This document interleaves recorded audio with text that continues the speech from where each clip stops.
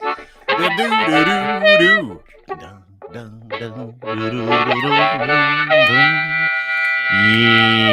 Hey there, everybody. Nice to see you. What a day. Huh? Look at us. Look at us sitting here, getting ready to communicate, talk about things that are going on, things that we notice, things that you're noticing, the news, an entertaining, lighthearted look at the shit. It's why we're here. And there's a lot of shit to talk about today. Let me get out my notebook, shall we? Nice to see you. Lachlan Cross is you here. Might even get a visit from Gordy from Big Sugar. Yeah, we might get a visit from Gordy from Big Sugar today, which would be nice. Caryma Sa'd might be along coming up in about 15-20, which will be great too. Rob Kivlikin, our sponsor and partner at kivlaw.ca. He's going to be here to talk about some stuff. Speeding tickets. I can get an update on the 6 speeding tickets he's working. No, entrapment. He didn't do any of that. No, he didn't do it. We're going to talk protests today. So good with speeding tickets. No, he isn't. Doesn't do them. Criminal law is what he does. Tell you that. But we're going to talk protests. We're going to talk strikes. We're going to talk Doug Ford. We're going to talk Elon Musk. We're going to talk about Twitter. We're going to talk about Facebook, because there's nothing I love more than watching your incel heroes eat a bag of dicks. Like, nothing I love more. Absolutely nothing. And that's what we're seeing. We're seeing the people that have kettled, the psychological creation of social media, like Mark Zuckerberg. We're watching him on Wednesday, which we'll talk about. He's going to fire like half his workforce because he's like, I fucked this up big time. And then Twitter things not. I think he thought he could create something that everyone would want to be a part of, and it's just dying. Well, he did, and then he was like, "Now I want you to put on goggles and live in a virtual reality." And everybody's like, "Fuck yeah, dude, you're so weird." So he's losing everything, which is kind of interesting. Harry Potter, speaking of Twitter, he got suspended on Twitter today, which is just a fucking crushing blow if you're Harry Potter. And we'll explain that coming up in a few minutes. But the Elon Musk stuff is fucking wild. I've never seen anybody lose their mind like this. Never in my life. And we'll get to star fucking in a minute when we talk about it as well, too, because that's the problem. That's where we have an issue, is that everybody's like, yeah, I don't care. As long as someone's famous, I'll let them do whatever they want. As long as I can get nice and close to the fame and the money, as long as I can feel like I'm on the winning team. It's a fucking, this whole Twitter thing has been one of the most amazing things I've ever watched in my life. And I don't even give a shit. Like, I'm watching people literally lose their emotional minds over Elon Musk being in charge of Twitter. I'm watching people talk about how they're leaving, and like leaving like millions of accounts, they're leaving millions of followers, leaving business, leaving the idea that you won't get to compete in this weird fucking circle jerk of idiocy. I love it. Like, everybody else is freaking out about Twitter this weekend. I've enjoyed it thoroughly, because you can fucking do whatever you want there. As long as you don't impersonate Elon Musk, you're good, apparently. It's fucking wild. I think there's something that happens with some people when they gain a certain level of notoriety. Maybe I don't even think it's the money for Elon Musk. Like, if you look back, he's been rich for a long, long time, and maybe he just didn't let the freak flag fly as much as he is now. But I think there is something about,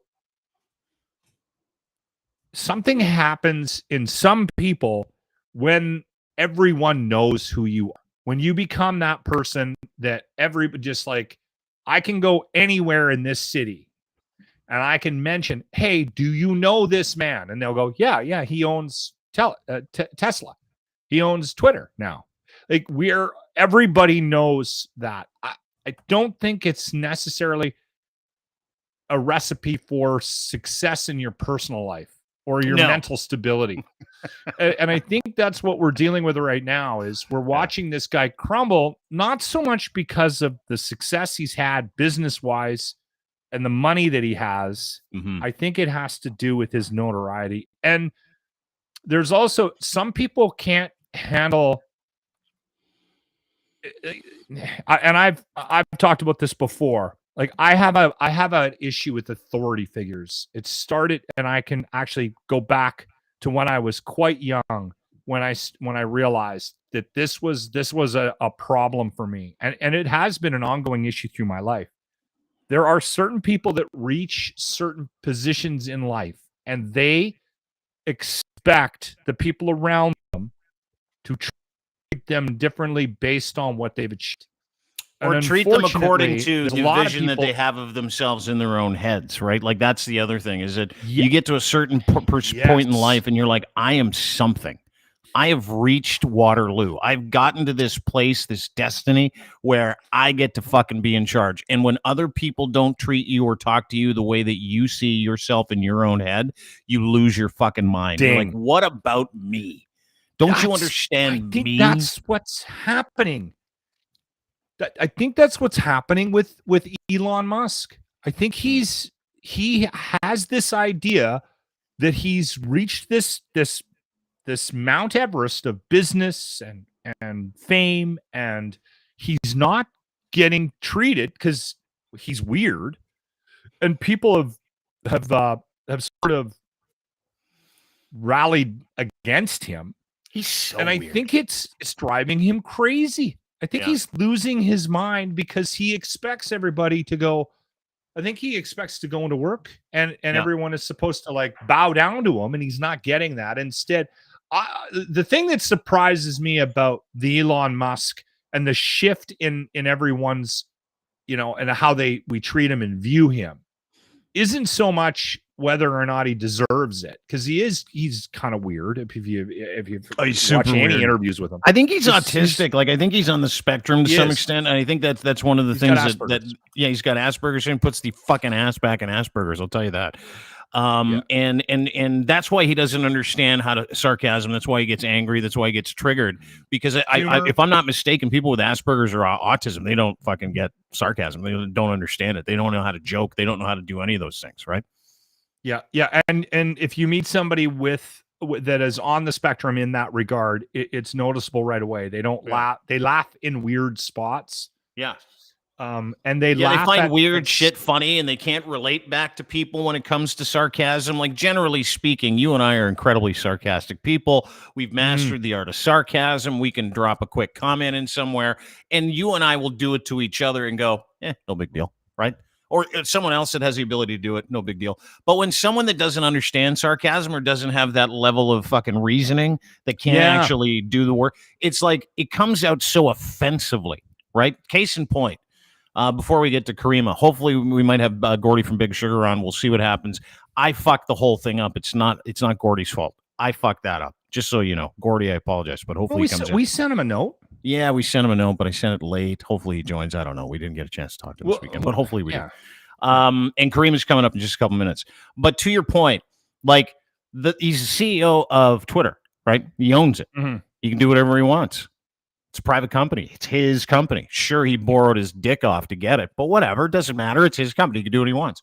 It's fairly leveraged. So, do you know what he did today? Aside from banning Harry Potter, which happened today, banned Harry Potter. Oh, poor Harry. Yeah. Suspended Harry Potter for acting like Weird Al Yankovic because he's got this impersonation thing. I don't know if you've seen it, but because Kathy Griffin was impersonating him, he decided a new rule at Twitter. This is yesterday. Going forward, any Twitter handles engaging in impersonation without clearly specifying parody will be permanently suspended. Previously, we issued warnings. Any name change at all will cause temporary loss of verified checkmark. So that is the entire reason he did this, because Kathy Griffin and other people with millions of followers just put Elon Musk in their handle and started walking around and pretending they were him because they could, right? And it was fucking drove him crazy because people were like, they were doing stuff like, "Hi, I'm Elon Musk. My dick smells like a pile of rusty nickels." Like they were saying stuff like that on Twitter. So he got like super and doing like horse for blowjob jokes and all that other stuff. So he got super triggered yesterday and he hit the algorithm. He's like, you know what? Fuck it. Anybody that's impersonating me is gone.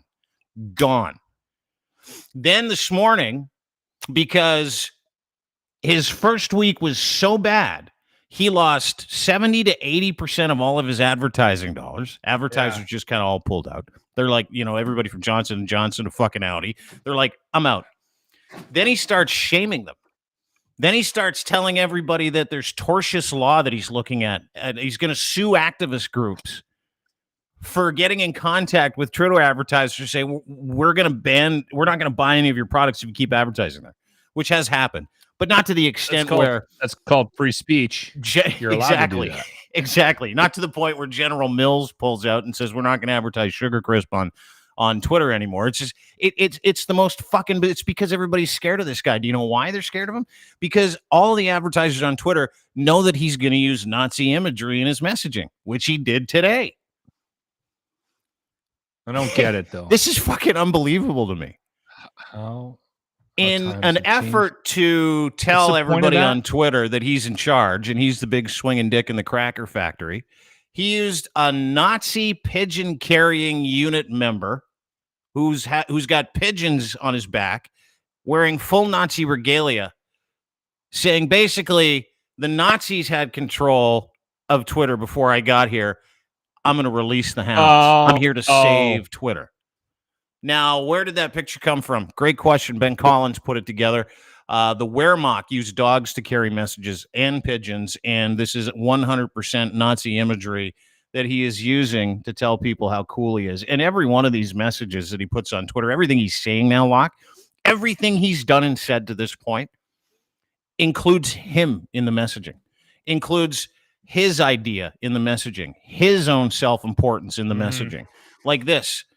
Twitter needs to become by far the most accurate source of information about it in the world. That's our mission. That accurate source of information comes from him, the CEO that's putting up Nazi imagery on Twitter to prove the point of how fucking big his dick is or whatever. Widespread verification. Then he said, oh, totally. Widespread verification will democratize journalism and empower the voice of the people. That's absolutely fucking not true.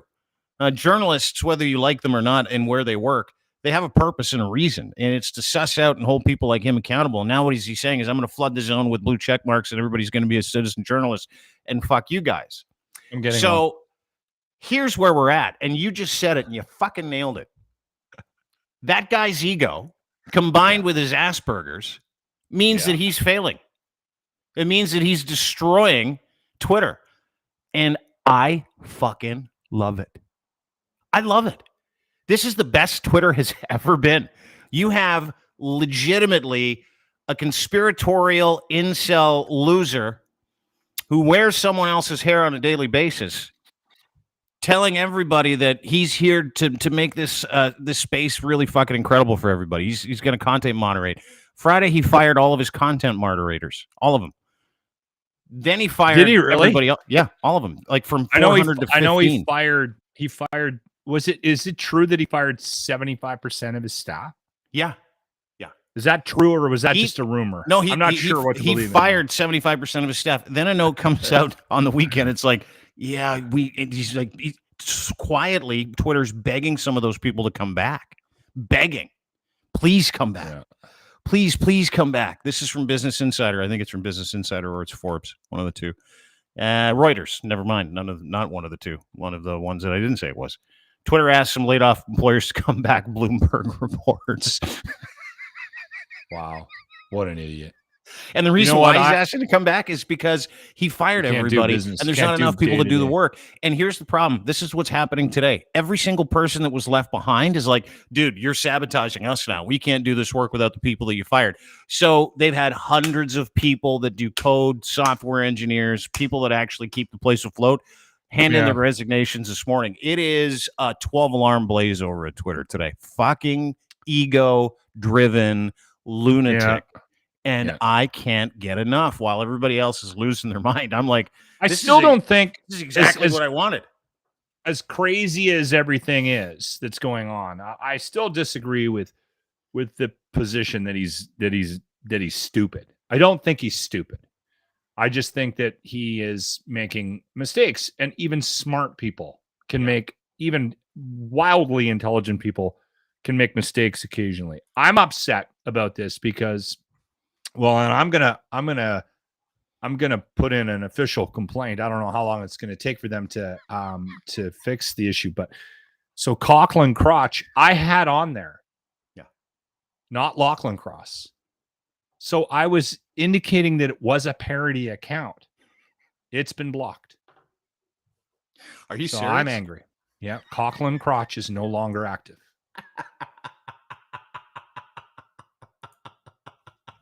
I'd complain too if I were you. I'm going to complain. I really would get it back. I want it back too. If I were...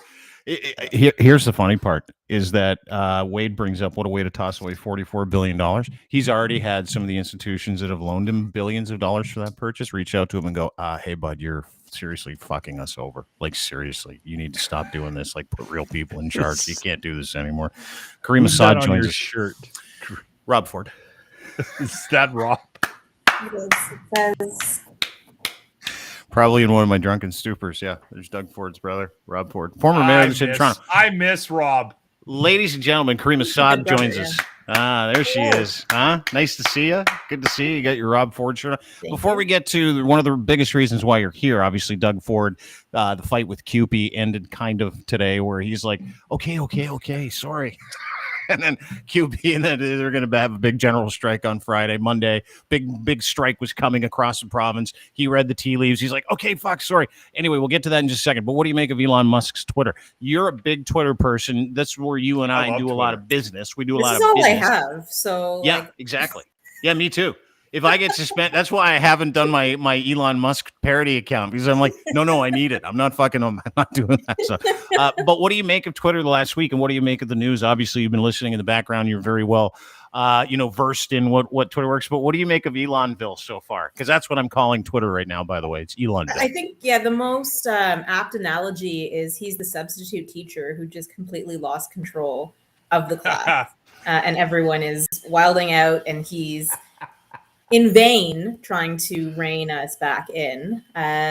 But, the people will not be defeated. We see that with Ford. We see that with Elon. Yeah. It's so true. It's, and Locke, you know this. Like, you're not a big protest guy. So I go to a protest on Friday, the Cupie protest. And I've never been to a protest in my life, ever, because I'm an elitist asshole.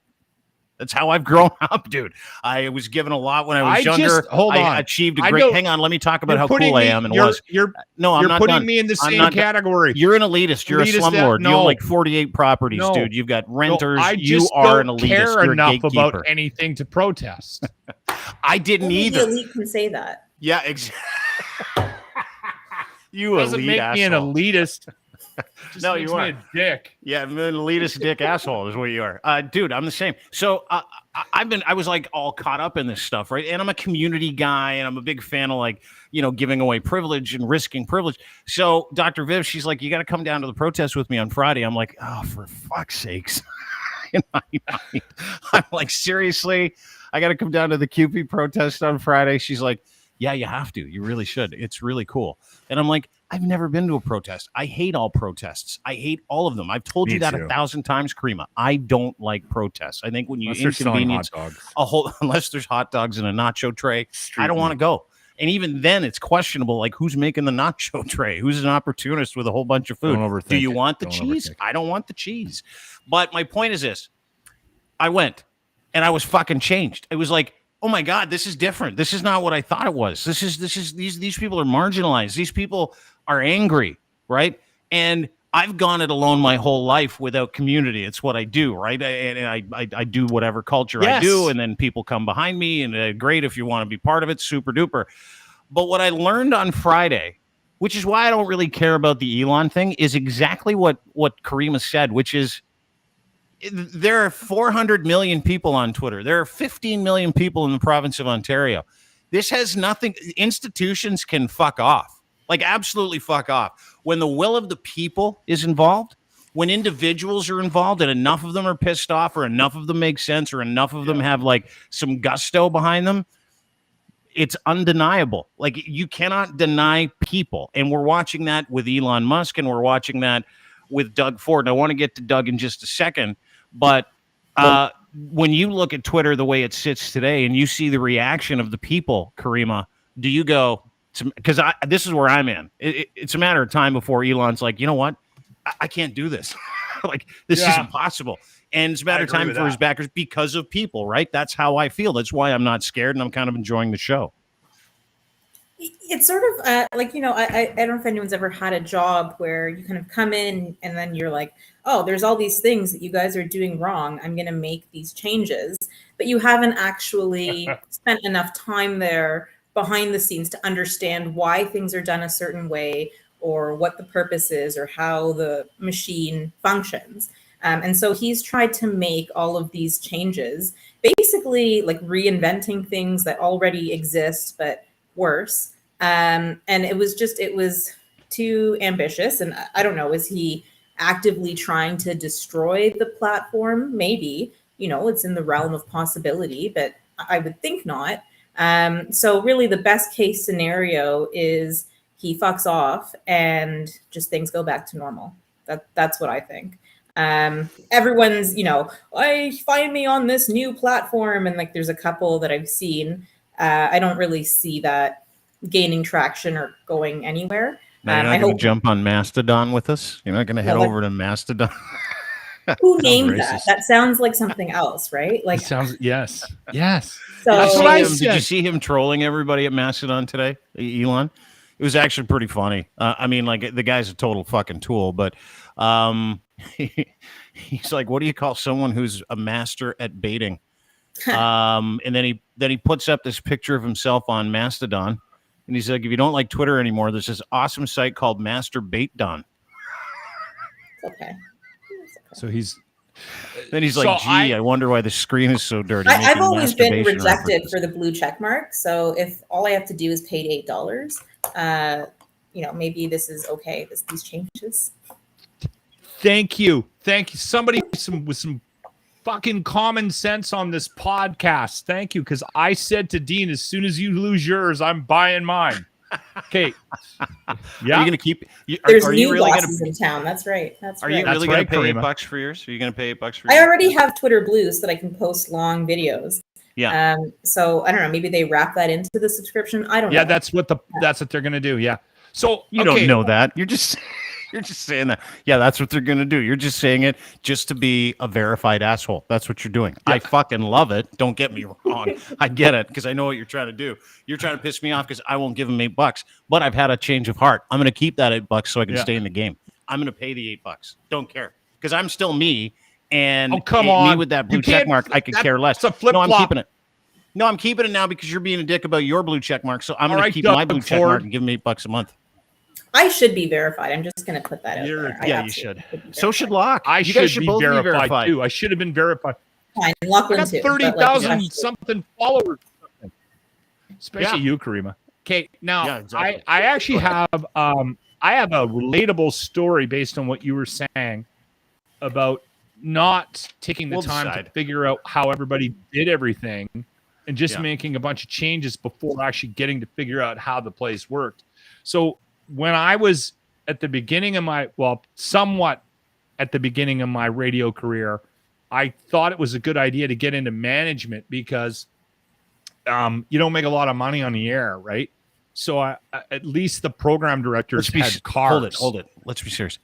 So you didn't make a lot of money on the air. I enjoy it when you point that out. Thank you, Dean. And I still don't make a lot of money. Maybe because there was a handful of radio assholes that ruined big contracts for all of us. And I might actually be right across from one.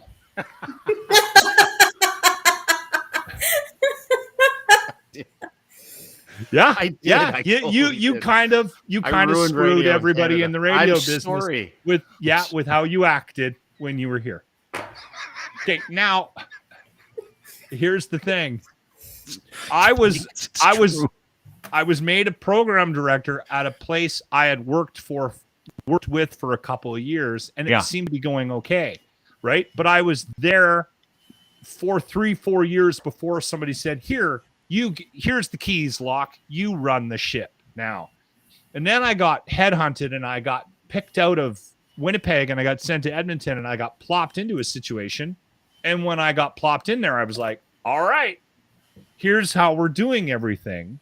Because obviously I'm smarter than everybody else. And that did not go well for me. And that's what happens in a lot of situations. But hold it. When you were the boss, did you know? Did you know you were a shitty boss? Like, did you know this isn't for me? I shouldn't be doing this. A guy like Elon Musk doesn't have that ability. I think combined between the ego and the Asperger's and the revenge play, which is his life. Like, I don't think he gives a fuck about electrified cars and rockets anymore at all. I think he cares more about being the guy at the center of the universe and who is in charge of the news cycle and people speaking his name and trying to impregnate, employees and people that he meets, at the gas station. Like, I think that this is Elon time. If you ask me what makes him today that didn't make him like 5 years ago, when everybody's like, this guy's a brilliant rocket scientist. He's not. He's not. He's a guy that got lucky with PayPal. His dad was big into blood diamonds. He came from a rich family. He got sent to school. He was given seed money by blood diamond dad in South Africa to go ahead and start PayPal with Peter Thiel. Yeah, it's 100%. 100% fucking true. He is a blood diamond baby. That's exactly what Elon Musk is.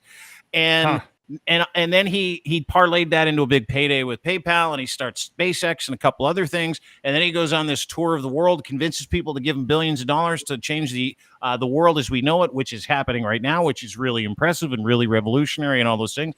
He didn't do any of that shit. He didn't design a rocket. You can't call him dumb. You can't. I'm sorry. I'm not saying he's dumb. I'm saying he is not a leader. You don't have. He's very much one of the born on third base kind of thinks he hit a homer sort of guy. Yeah. Well, he kind of has. If we're actually making a baseball analogy, Tesla, he's SpaceX, kind of hit a few home runs. Yeah, you can't hit a home run from third base, though. That's my point. Yeah, exactly. I don't know much about baseball or anything but sports. No, he's convinced people enough to get him over to third base, sacrifice fly after sacrifice fly, and then he gets to third, and then someone's like, "Oh, a guy just okay, look at me, I'm." That doesn't make him dumb. Doesn't make him dumb. I'm not saying he's dumb. I'm saying he's dumb in other ways. Going, oh, you're an idiot. But yeah, he's going to be dumb in other ways. He's going to be, right. Mm-hmm. But that self-awareness piece is something that I think is lost on a lot of people, and it's lost on a lot of people that are very successful as well. Mm-hmm. And you have to go through this kind of stuff sometimes to engage that self-awareness because, you know what? Maybe your ego does get in the way. Listen. I remember when I got fired, and I remember like the couple months after getting fired from being a program director, thinking I was going to change radio as we all know it. Honestly, I honestly sat back and went, all right, what did I do wrong here? Mm-hmm. And I think a lot of people do that when you have like something extreme happen to you. Mm-hmm. And the thing that makes it worse is all the stuff that I was trying to do at that radio station, because I kept in touch with, I mean, it's a small business. All the stuff that I was trying to do, the next guy that came in started to do the things that I was sort of this leapfrog position for the next guy that came in. And then he started implementing all the shit that I tried to that got me fired.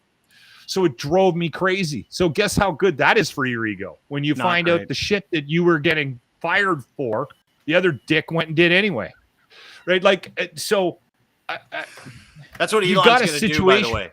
That's what he's going to do. He's going to go in there and wreck it. And then he's going to bring a whole bunch of people back in and go, fuck, you're right. I didn't know what I was doing. But then he's going to play it like he's here to save everybody. He was growing pains. Obviously you come in and you do the work and it's no big deal, dude. And is it that hard for grown ass fucking 50-year-old millionaires, 60-year-old millionaires to do the right thing the first time? Like, is it that fucking hard? Yes, it is. Yes, it is. Look at how many examples we have. I've got many of them in my own of where we let ego, we completely crash the car. Mm-hmm. Like, I have literally driven into a brick wall at 80 miles an hour in my own life. And the whole time I'm doing it going, you know what? They're just going to figure this out. I'm going to do this, and they're going to figure it out. Come along, everybody. Boom! Yeah. Right into the fucking brick wall, and everything falls apart on you. Yeah, how many times have you done that? Hundreds, dude. Exactly. It's your own worst enemy, and it all comes back to ego. I say that to people all the time. It's this hubris, this idea that you're something in your head that you're not. You want to bring everybody up to speed on it. Elon Musk has 280 billion reasons to believe that he's magical, right? That he can do no wrong. He's got a couple companies that makes him believe he's magical and can do no wrong. You're seeing in real time this guy light $44 billion on fire and be accountable for the whole thing. And dude, we have examples like this in these corners of the world right here too. Like literally right here. Doug Ford, right? Caryma, Doug Ford and this province filled with kleptocrats, filled with rich trust fund conservative cocks, just fucking losers. You know what he did on last week? He's like, you know what? All the school janitors across the province, fuck you. I'm taking your human rights away. Taking your human rights away, your right to collective bargaining, your right to earn a living, your right to have a good life. I'm going to force you to sign this piece of paper that says I can do it, and you're either going to go back to work or you're all fired. Friday, they all walk out. All of them. I go down to the protest. My mind is completely open to what's going on. It's the marginalization of people by egotistical cocks that fucking hate you and want you as human capital and bargaining chips, and that's it. That is all this is. That is what we watched. So, Caryma, today, which is why you're here, obviously, to talk about Doug Ford, today he blinks. Today, because the massive pressure that was put on him by no school is open in this province today. They're back to it tomorrow. Every union in this province was going to go on a general strike on Monday. Tons of fun comes out, and he's like, you know what? I'll take this off the table. I'll rescind. Oh, that's different. That's a different thing. Sorry, that's the Greenbelt stuff. We'll get to that in just a second, too.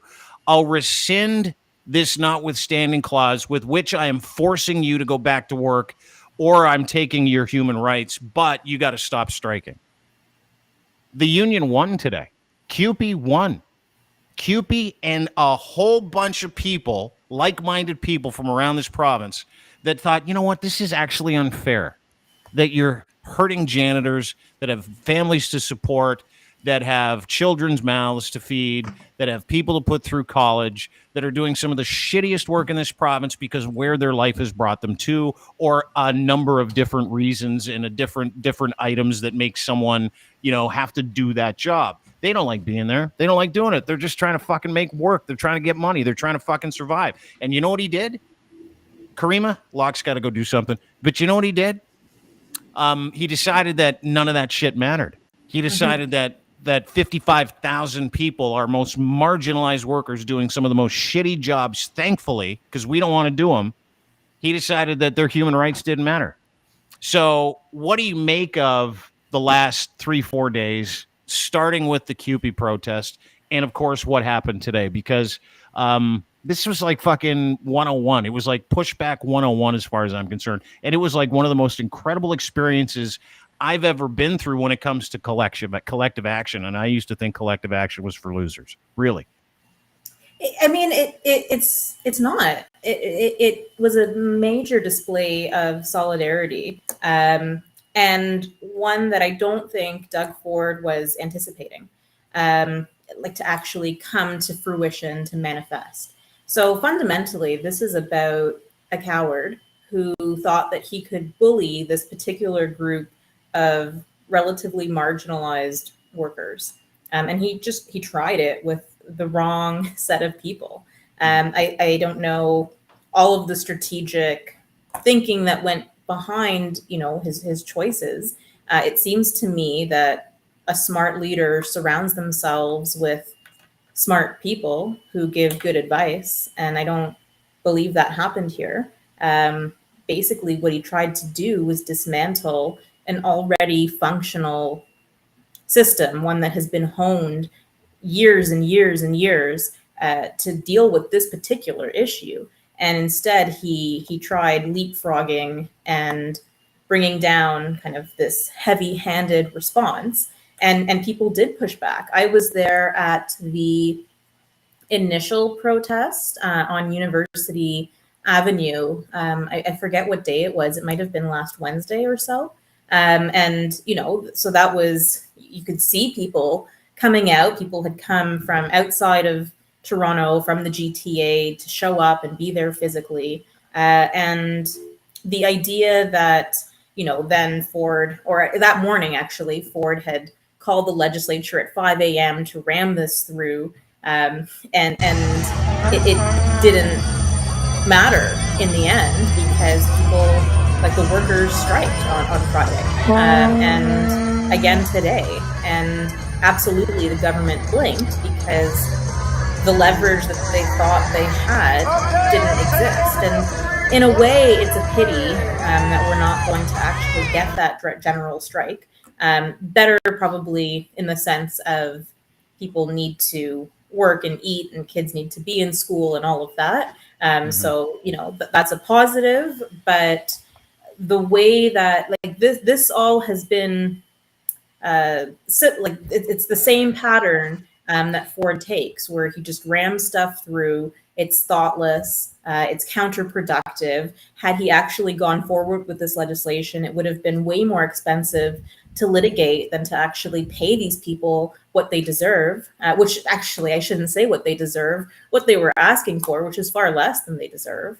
And, you know, a general strike would speak to the fact that this is happening in other sectors and other parts of provincial affairs. So I don't know, maybe we need to keep up this momentum, but the outcome, provided that this actually gets rescinded and a proper contract is drawn up, this was a win, I think, for workers. Yeah. You know what? I'll tell you something, because I came from a very conservative, very white privileged background, right? And I grew up with the idea that, like, and I'll tell you kind of how I grew up. So my dad was very conservative, very religious, right? And we would walk by. I remember we lived in Saskatchewan, and we walked by these people at this auditorium where they do concerts in Saskatoon, and the people who worked there were all on strike. And we walked by them, and my dad's like, he says to them, "You people disgust me." Oh my God. Like, this is my dad. And I'm like, 9, I don't know, 8 maybe. We were going, I don't even know what show we're going to go see. And I'm like, who are those people? He goes, striking workers. And I'm like, what does that mean? And he's like, those are lazy pricks. This is what my dad said. And he doesn't believe this anymore, right? He was young and stupid at the time. This is like in the fucking late 70s, early 80s maybe. And he's like, those are lazy pricks that don't want to work and just want to get paid more money for not doing a job. So immediately in my head, I was like, oh, those people are just lazy. And they're trying to, the union is to protect lazy people. Like, that's how I grew up thinking, right? So you move around, you get older, you come to Toronto, you start talking the way that you've kind of grown up, which is like, unions are shit. There's no purpose for them anymore. There's no reason for collective bargaining. It just protects lazy people. Same thing with teachers. You get 2 months off. Fuck, what do you got to worry about? And then you start talking to people, and then you start getting older. Then you start growing up, and then you start realizing what you had learned as a child is nowhere near the fucking truth, right? It was someone's opinion of what was going on. And my dad was a business owner, so obviously he fucking absolutely hated unions. Like, I understood it. I understand it now. But to speak to what I saw over the past few days and what I've been privy to when it comes to CUPE and Fred Hahn and OPSU and these people that have done some great work to stand together on behalf of marginalized people, that is legitimately what that is all about. That these people just wanted a fair shake. They wanted to be paid a livable salary, wanted to be wear their own mask in a school if they wanted to, which they weren't allowed to. These are school workers. These are people that are supposed to be helping our kids. We want to probably reward them, and we want to treat them well because our kids are in their fucking schools, for Christ's sake. You don't want to fucking beat the shit out of them. And so when you saw everybody from a collective standpoint get together and decide, hey, Monday we're going to have a big strike, because at 9 o'clock this morning, prior to the Doug's announcement, there was going to be another announcement from all the labor unions in this province lock that are like, hey, fuck you, Doug. That's crazy. Yeah, we're all going on strike on Monday. Fuck you, Doug. And then it never happened. But what about kids in schools, right? Because that's been kind of the sticking point. It's been weaponized by the government. We just want to get your kids in schools. We know the pandemic's been hard. Where do you lie on that side of the argument, Caryma? I think it's disingenuous, because if we think back a couple of years, we actually had strikes over the government trying to force online education as a requirement. So I think that they are not, they're not being upfront about that. Obviously, everyone wants kids to be in school, but recognizing the value that workers actually provide, like that can't be, we can't have kids at the expense of those constitutional rights, of the right to collective action. And the fact is that the people making these decisions probably don't have kids in public schools. So, that someone in the comments alluded to the voucher system, and that's something we've been hearing murmurs of for quite some time. And it's a progression towards privatizing aspects of our public education system, allowing something to collapse to the point that people want an alternative, and the net result is bad for those who aren't of means. We see that in education, we see that in healthcare. So that also is something to, I guess, bear in mind the bigger picture, the ideological push behind this, and just the practical reality that there's a disconnect between leaders and the people who they are supposed to govern. I think for a long time, I think back to the idea of what a union is. It's interesting to hear Dean talk about it from the perspective of his dad as a business owner. So everybody has that idea. If you grow up in a family with a bunch of teachers, I'm guessing your idea of the union is very different, right? For me, I've always been outside looking in on the union, right? And I think the concern I had was that unions were put into place years and years ago to fight for the common man against big business. Mm-hmm. There was a turning point, and it wasn't long ago, but there was a turning point where unions became big business. But we've also hit another stride here politically, where unions are all of a sudden, the demand on them and the importance of what they bring to the table to protect workers has been highlighted in Ontario. Mm-hmm. In Ontario. Funny how we're not talking about Danielle Smith today. Throwing arms. You dick. Oh, she's busy trying to get Paul Alexander, Trump's anti-science guy, up to. We were talking about that this morning. But you guys are bogged down on Doug Ford ruining on. Yeah. Fuck you, busy. Doug. Anyway, it's interesting. Doug. So that the shift in people's thought process of unions are like where we position them in our mind is interesting, because I think a lot of us have had a sort of like I've done it. I'm a reawakening about unions. I'm like, okay, we maybe need these things now, because these dicks are like, I still don't quite understand the notwithstanding clause, but it seems to be one of these things he has in his toolkit. He's pulling it out every time. Yeah, and essentially what he's doing a nuclear option. Yeah, it's a nuclear option. Caryma, can you explain that the notwithstanding clause real quick? Waving it around like, yeah. So the notwithstanding, okay, in the Charter of Rights and Freedoms, which sets out our fundamental kind of basic rights, there are two provisions that would allow for the state to override that. The first is Section 1, but there is a test involved in that, and it's an analysis that the court would go through. Basically, is this minimally impairing? Is there a justified objective? Is it going to achieve that objective? Right. So that's one way to do it. The other way to do it, and this is Section 33, the notwithstanding clause, which was added kind of as a compromise in order to actually push this through. It gives provincial, or it gives a sledgehammer essentially to say, even if it's unconstitutional, and even if it can't be saved by Section 1, we reserve the right to push it forward anyway. And I believe it's like a 5-year time limit on such rules. We've seen Quebec use it, and Ontario more recently.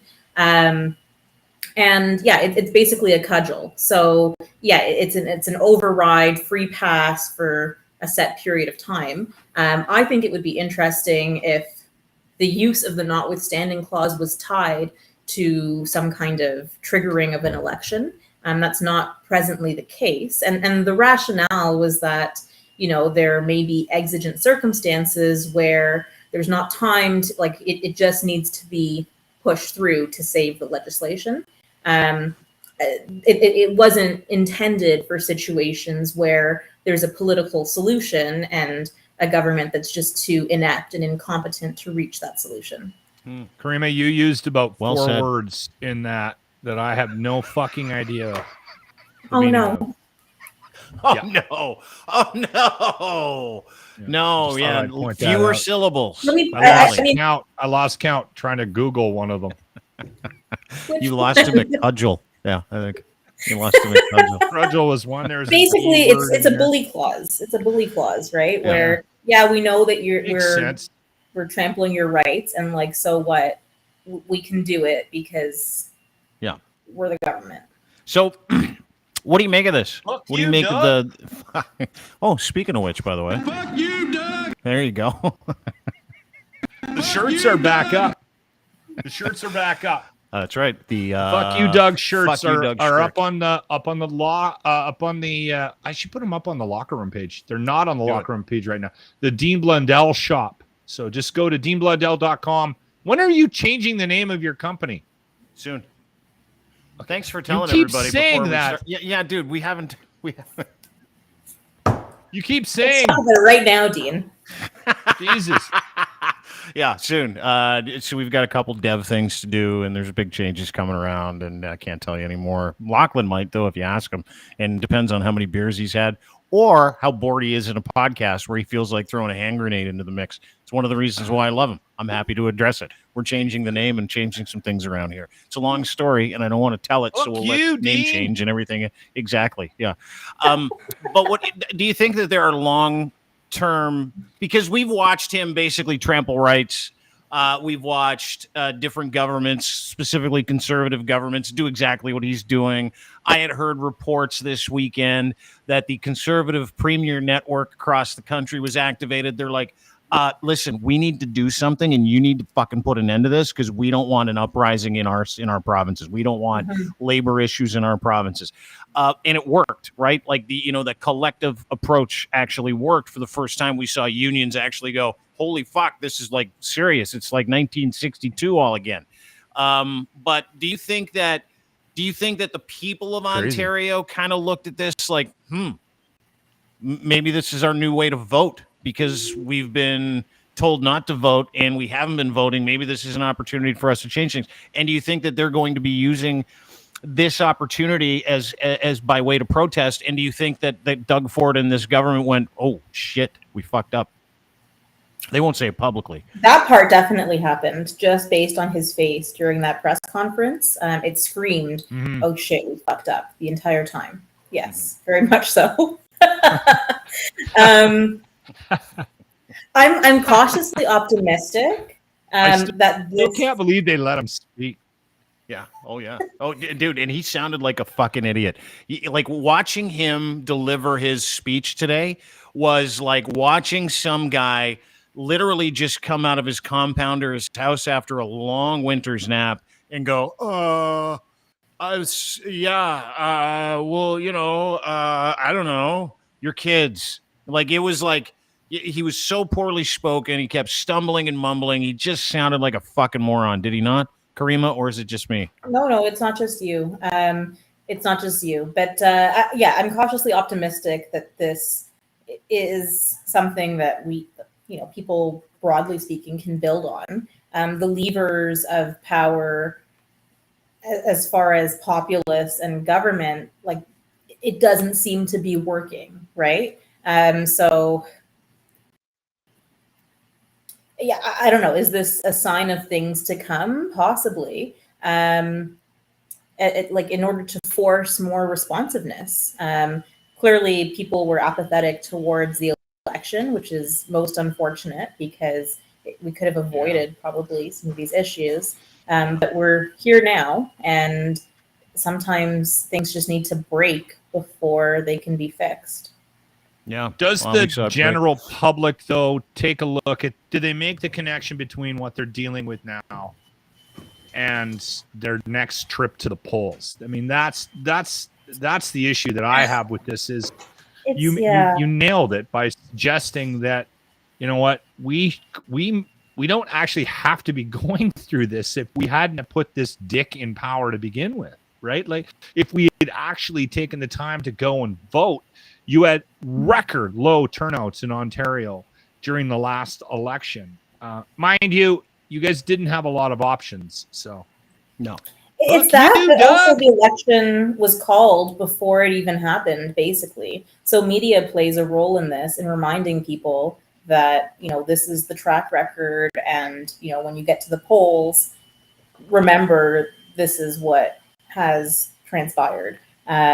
People have very short memories. And, every time the government also, like they basically, they handed out bribes. Oh, you have a kid? Here's $100. Here's $200.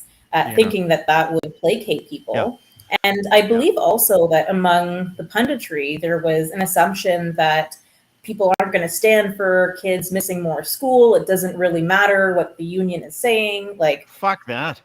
Right. And I don't, my son came home. So this is yesterday. He comes home from the gym and he's like, he's in high school, and he goes, so am I going to school tomorrow? And I go, no. And he goes, what do you mean? I go, well, it's online learning. He goes, do I have to do it? And I go, do you want to do it? And he goes, not at all. Zero. I go, good, because my theory is if you're doing online school, when the people, some marginalized people that work at your school are being taken advantage of, you doing school is you crossing the picket line. So we had a long conversation about justice. We had a long conversation about what he wants to do. And so, you know what he did? He got on the phone last night with all of his friends. He got a ton of friends, and he's like, school strike for students too. Just talked to my dad. We're having this conversation. So all the parents are all on board. The school got a phone call from me this morning and dozens of other parents saying, in solidarity with the school workers, our children are not going to be competing in online classes. Because here's the thing, my son's a great student, and you guys have fucked them for years. This education, not the teachers, the education system, the government's fucked these guys for years. We're not going to be complicit in it. And I fucking absolutely applauded my 16-year-old when I said, dude, good for you for thinking this through. Like, obviously, he's a 16-year-old who doesn't want to go to school, right? So he gets the day off, and he started a new job, and he was at the gym this morning nice and early. But, the other part of that is it was a learning experience for him. I used this as an opportunity to kind of explain to him what parameters were going on, not believing the story that institutions tell you about human beings, because these institutions really want one of two things, is to use you or to hurt you. That is what institutions were created for. It's created for the very few to subjugate the very many to a situation that is fucking not tenable. That is what exactly is going on here. That is exactly what's happening with the strike. And I said, you have a choice. You can decide to support human beings, or you can support the big shitty government that's stealing from people, makes people sick, wanted you to go back to school with no masks, didn't bother with air purifiers in your school, that locked you down, locked you out, treated you like shit for 2 years. Who are you going to support? And he's like, fuck the human being. No problem, Dad. I'm like, all right, dude, good for you. Way to go. And it's about that privilege, right? And when we saw people actually giving it up, when we literally saw people do that this last weekend, and then you saw the collective action together, he's got nowhere to go. And it doesn't matter who the person is, whether we're talking about Doug Ford or Elon Musk. If everybody decides they've had enough, including the people that they're weaponizing, because this fucking idiot and this government, they sat at that stump today, Locke. And imagine this is your children. Imagine these are your kids, right? Sat at that stump telling you and me today that it is all the workers' fault and all they want is for our kids to be back in school. That is absolutely not fucking true. Not only is it not true, they used our children again, like they did during the pandemic, to tell us what they thought was more important for us to know than the actual truth. And that's the problem that I had with it, right? And I think it should be the problem that all of us have. Whenever we hear something from somebody in a position of authority, you should be able to question it. You should be able to do that reading. You should be able to give up your privilege. You should be able to kind of say, whoa, let me think this one through. I'm not just going to believe what an institution or a government tells me, because all that fucking guy does is lie. This week, he decides he's going to develop the Greenbelt, some of the most precious land in this fucking province. 2 years ago, he held this press conference. He's like, I will never touch the Greenbelt. They ask him about it today. You know what Doug Ford says? He's like, we got immigrants, 300,000 coming. We need to build houses for them. They're not buying $2 million properties in a fucking forest in the richest areas of the country, you dumb fuck. Like, does he think that we don't know these things when he says these things? Or then he said today about CUPE, they wanted a 50% pay raise. No, they didn't. They asked for 6.5%, and you said, fuck you, we're going to take your human rights away instead. He just sat there and lied. That is what these guys do. So you've got these fucking these janitors, these people that are actually working really hard, trying to put food on their table, trying to support their families. Yeah. And then you got this cockknocker who's taking our tax money and building highways up to cottage country for his rich friends. And who are you going to believe? Whose side are you going to take? That is, and you know what? I don't even need to know the specifics anymore to take the side of the human being as opposed to the institution. I don't even need to know specifics because it is the same fucking thing every time. Lies to make you think something while he steals from you when you're not looking. That's what he does. Happened again today. You know, this Emergency Act hearing lock, this thing that we've been following, obviously, one of the worst experiences in Canadian history that happened in his province, that he allowed to happen, that he helped coordinate, all that stuff. Today, the government decided he doesn't have to actually show up. He claimed parliamentary privilege. So he's not partaking in a transparent exercise to make this country better. Clause type. Exactly. That's what the privilege is, that notwithstanding bullshit. This is what I'm trying to get at, is the whole compass points to shitty human beings run shitty institutions, and they fucking force 15 million people into that funnel. Well, guess what? 15 million people said, fuck you. And it was the first time I've ever seen it. And I was fucking buoyed by it. I'm like, that's how we do it, right? That's how we do it.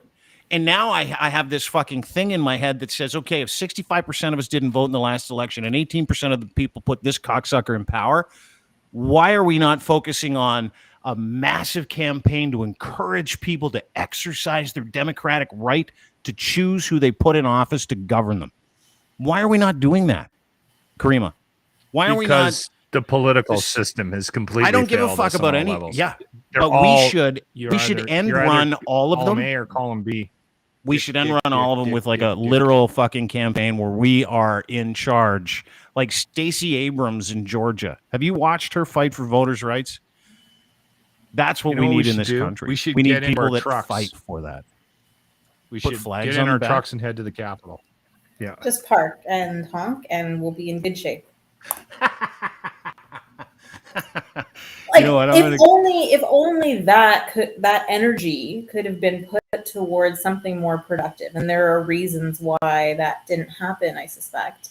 But you know, there's a prevailing sense of people feeling discouraged, I think, and hopeless and vulnerable, and everyone's sort of wrapped up in their own individualistic lives and lifestyles, and it's hard to connect with family or friends, let alone strangers, in order to work towards a similar goal. And then simultaneously, you have forces within that group that are infighting or counterproductive and just, you know, holding us back. So how to elevate beyond the bullshit and actually achieve something tangible, you know, that's the question of the ages. But this is a taste of it, and it's achievable and doable and possible.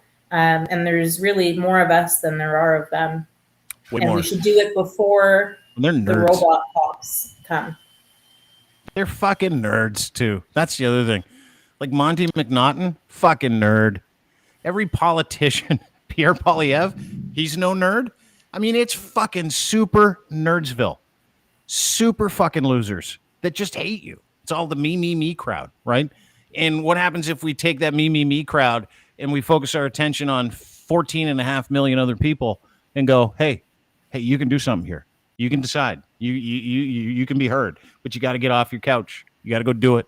You got to go vote. You got to educate yourself. And what if we actually decided examples of it. We were going to take advantage of all the AI and the algorithms at our disposal, and we're going to feed people a steady diet of factual information when it comes to the people that want your tax dollars? What if we did that? What if we didn't scare people? What if we educated people? And what if that education scared people into actually taking action and deciding that they wanted to be part of the solution instead of just sitting here going, all right, I'll eat the shit. All right. Well, that's what we do here. We just eat the turds. Nom, nom, nom, nom. Keep them coming. Like, look, I'm watching Alberta. What's that? Yeah. Caryma nailed it, though. I think in a lot of situations, and this is in most political discussions, I think you have to get to a point of almost complete dysfunction before people get engaged, right? that and we're there. We are getting there, I think. But I think we need a couple more catastrophes across the country. Right. And I honestly think that I think you're going to start to see more of this kind of stuff as the more insanity from our politicians. It's going to happen. Right now, we're still focusing on things like, the finance minister telling everybody to cut Disney Plus, right? Like that kind of stuff doesn't get. It's so crazy that she said. Look at Caryma's face. Look at Caryma's face. Why did you shake your head? Why'd you shake your head? I've spoken about disconnect between leadership and the people. And that's just a prime example of it. Like, who are you fooling? You're making thousands of dollars a week. I understand that the context of the comments was we are going through our budget line by line.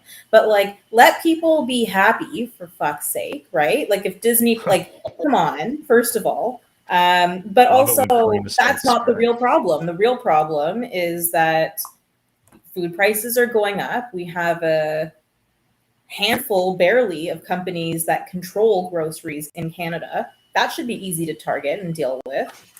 You'd think maybe that would happen, right? That's where we're at. That's the problem I have with the discussion about how do we fix this, because the fixing of it is so deep and so high up and so out of reach that, I mean, right now, what's happening behind the scenes, and this is why Doug Ford looked so scared today. He didn't look scared because a whole bunch of people that didn't vote for him said they were going to stop doing their jobs.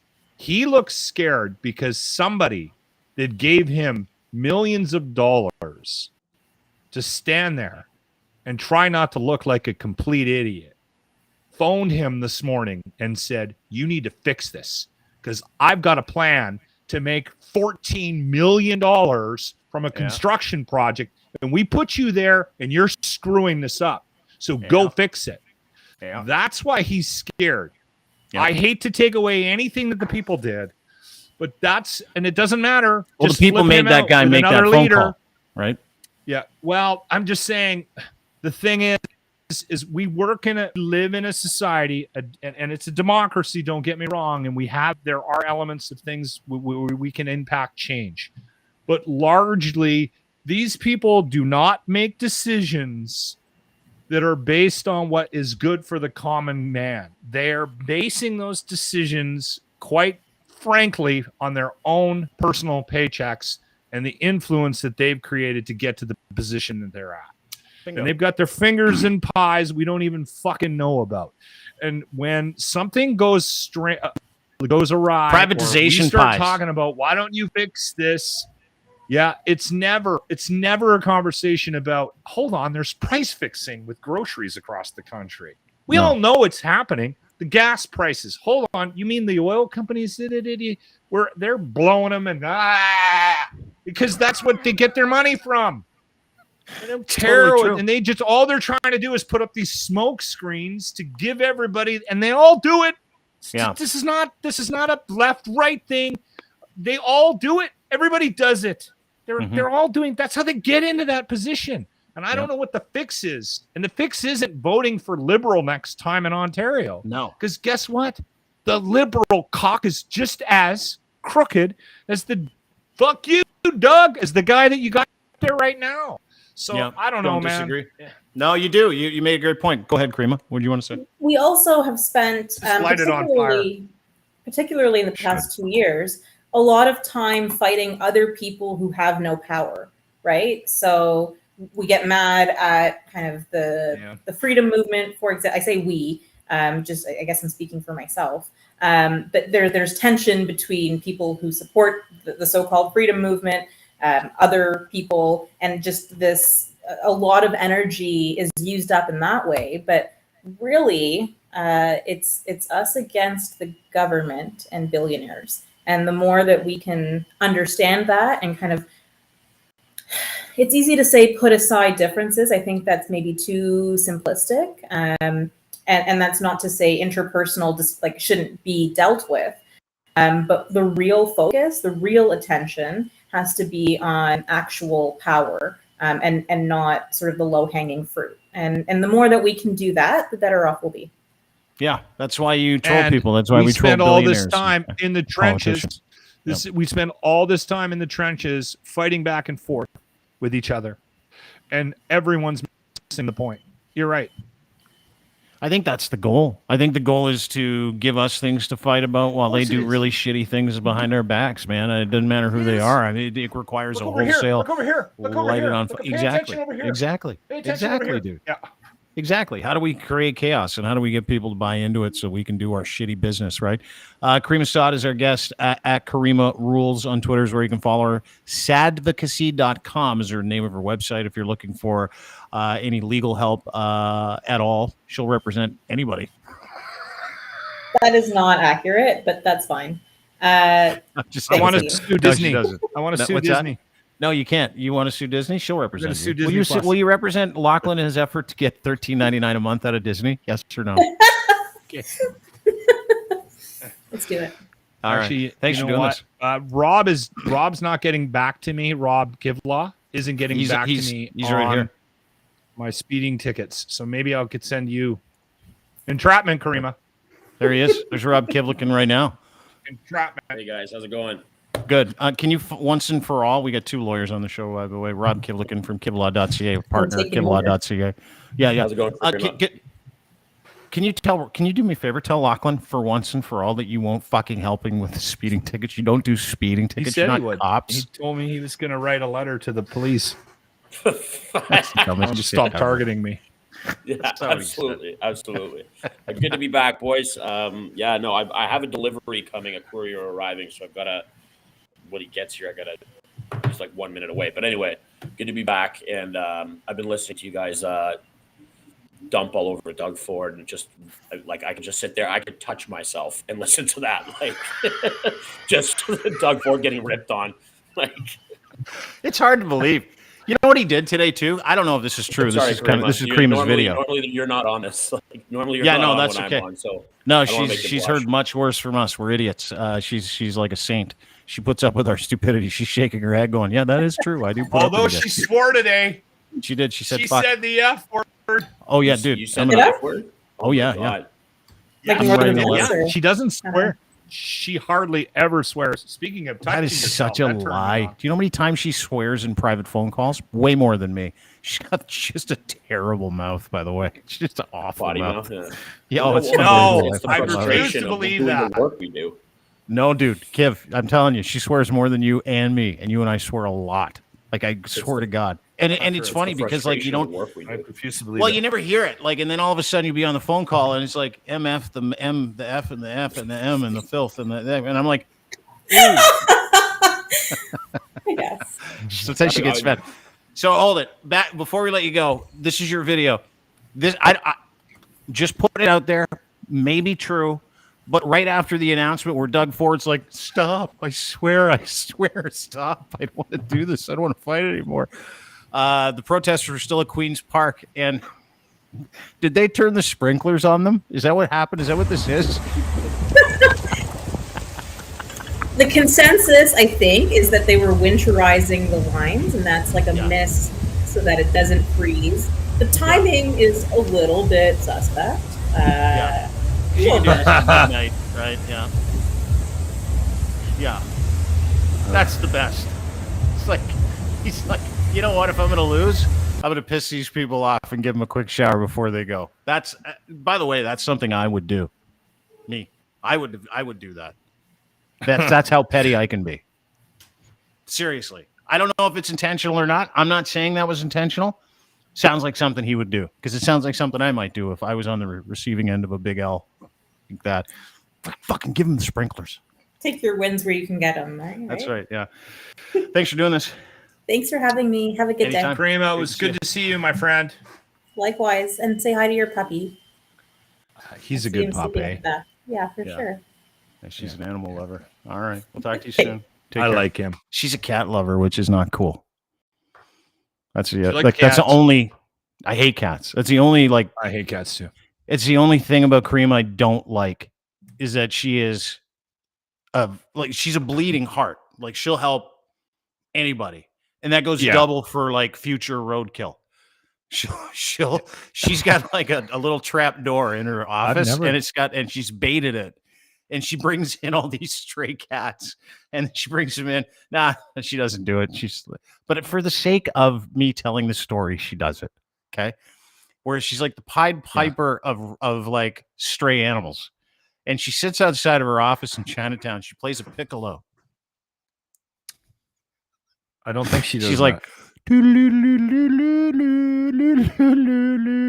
then she covers herself in liverwurst, and the animals come from all over the place. It's like a scene from Evan Almighty. I do that when the weather's good, so I'm not going to judge her. As you should. Who doesn't roll around in liverwurst?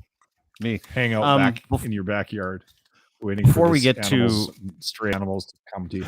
I love it. Before we get to Rob, he's going to weigh in on this Mitchell Miller story. Have you? He's taking a delivery. He just told us he's got a delivery. He's got a courier coming. Oh, you've heard the story of this Mitchell Miller kid. This kid making the rounds. He's the hockey player, Boston Bruins. They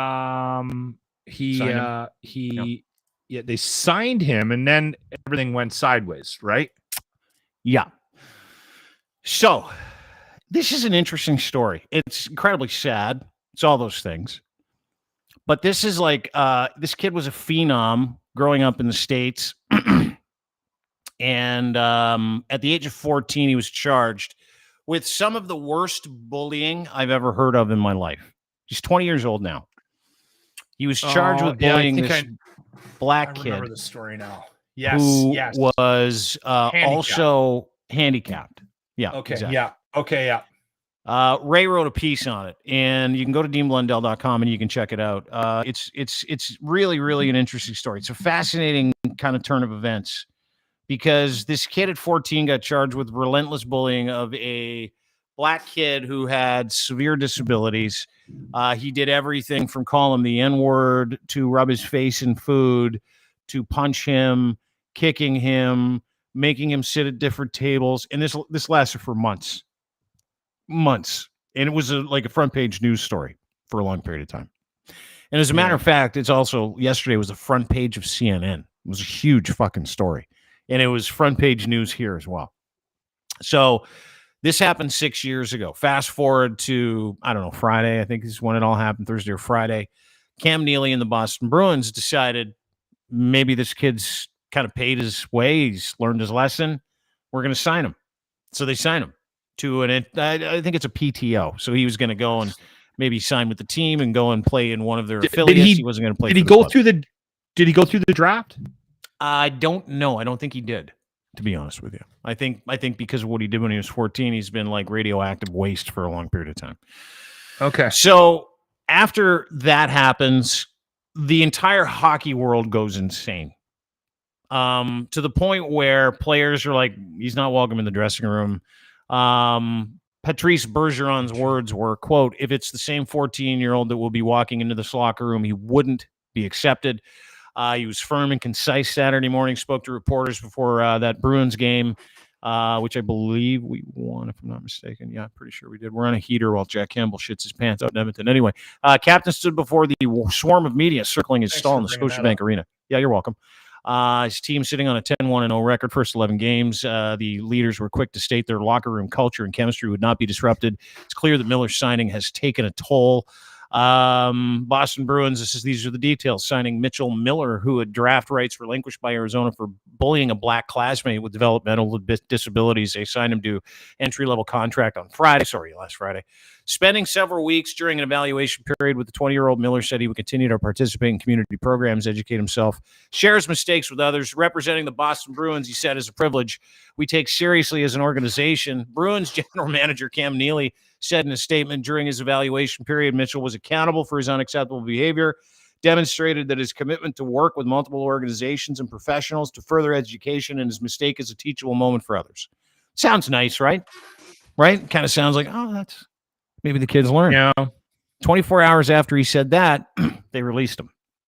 Cam Neely said, we owe it to our fans, players, partners, and community to make sure that our practice protocols are keeping with the ethos we demand of ourselves and organization. As such, we're reevaluating our internal process for vetting individuals who wish to earn the privilege of playing in the NHL for the Bruins. Sorry this decision overshadowed the incredible work of the members of our organization. To Isaiah, his victim, and the families, my deepest apologies if the signing made you and other victims feel unseen and unheard. We apologize for the deep impact and hurt we've caused. And Cam Neely said that they were going to get rid of him effective immediately. The decision to sign him was made after careful consideration of the facts that he made a poor decision. We understood that to be an isolated incident. Based on new information, said they believe it's best to publicly rescind the offer at that time. This is where Rob Kivlikin comes in from kivlaw.ca, the best defense attorneys in Southern Ontario. They have someone to help you right now if you're in trouble with the law. That is your man, Robert at kivlaw.ca. That is his email address. Nice to see you, Rob. Great to have you. Always. Always. Been a while. Always. You and I were talking about this today, right? Yeah, this Mitchell Miller stuff. It's been a while. Yeah, it has. You can hear me, yeah? Gotcha. So, I mean, this is a giant. I know I don't look like a lawyer right now, but I promise you I am. Just, I don't care. I'm not in court. I don't care. Yeah, that's right. Be comfortable. I sit in my ditch. This is an absolute clusterfuck. They knew what this kid did. But first of all, what he did was reprehensible. In no way do I condone that. And no way does Stephen Blundell condone that. Lachlan Cross might. I'm not sure. No, I'm just kidding. He's like us. Yeah, he's in Alberta. No, fuck you, Rob. No, yeah, exactly. I was watching that on YouTube. Fuck you, Doug. So this is the thing, is that they knew what this kid did. And he did a horrible thing to a disabled black teenager. That's what, I mean, it's repulsive what you hear, what he did, really. And at no point should anybody ever go through that. And my heart goes out to that young man. I think Meyer Carruthers was his name. I don't want to butcher Isaiah Carruthers, yeah. Isaiah Carruthers, yeah. Mm-hmm. The thing about it is Mitchell Miller was 14 when he did this. In Canada, under the Youth Criminal Justice Act, you wouldn't even have known that this happened. Remember my alma mater, St. Mike's, when there was that whole scandal, you don't know the identity of the kids that did that assaulted the other student, because they're children, and they, under the law in Canada, they share a decreased moral culpability because of their lack of advanced age. Mm-hmm. Okay, so there's like lack of ability to reason, lack of ability to think critically. Everybody knows that with age, that is a problem, especially when you're between the ages of 0 to 18. Like, it's just a scientific evolutionary fact. Yes, continue. Absolutely. And so under the Youth Criminal Justice Act, like, even if I'm in the Ontario Court of Justice just doing a quick set date appearance and somebody has a youth matter, they have to switch the records. They have to go to the youth record. And you'll hear them say that in court, meaning that there's presumptively a publication ban, and what's said in youth court cannot get out. Mm-hmm. Even like a youth murder trial, you won't see the transcripts. So it's not the same in the States, obviously, right? Because this guy was outed at the age of 14. I mean, they were like, this guy's a piece of shit. He's a shitty kid. I think he was a shitty kid, and I think there's definitely some stuff going on at home, mom and dad, or maybe not. I don't know, but I suspect we're all products of our environment sprinkled with a bit of DNA. You know what I mean? Mm-hmm. So that's my thought on it. So, but the point is, I don't, and I'm not excusing what he did, but I don't think this is fair to him. I don't think this is fair to youths in general. I just don't think it's fair to youths out there in general that you can screw up at the age of 14 and it's destroying your life all those years later. Go ahead. It's a tough one, because I think a lot of times what ends up happening in this situation, the fact that we know the details, and it's presented probably to some of the players in the dressing room as new information. So they're not looking at it from that perspective, Rob. They're looking at it as this: who would do that? Just the worst human being would do that. and they're not letting it go because it's brand new. And it's hard to, you know, I don't care. This is one of those cases where if you heard about it, it's not a Don Cherry situation. If you heard about it today, you would be disgusted. If you heard about it when you were 15, you'd be disgusted. If you heard about it when you were 5, you'd be disgusted. Like this one sort of has some longevity to it. So I realize, okay, it's been 6 years, and maybe we do have a case of rehabilitation. But I mean, I know lots of people that were bullied and were. I was bullied. Like, yeah, today on the phone by me. Yeah, I was bullied by my sisters mercilessly. I had 4 older sisters growing up. They bullied me mercilessly. Like, did they really? But this this is next level. This is harder to forgive.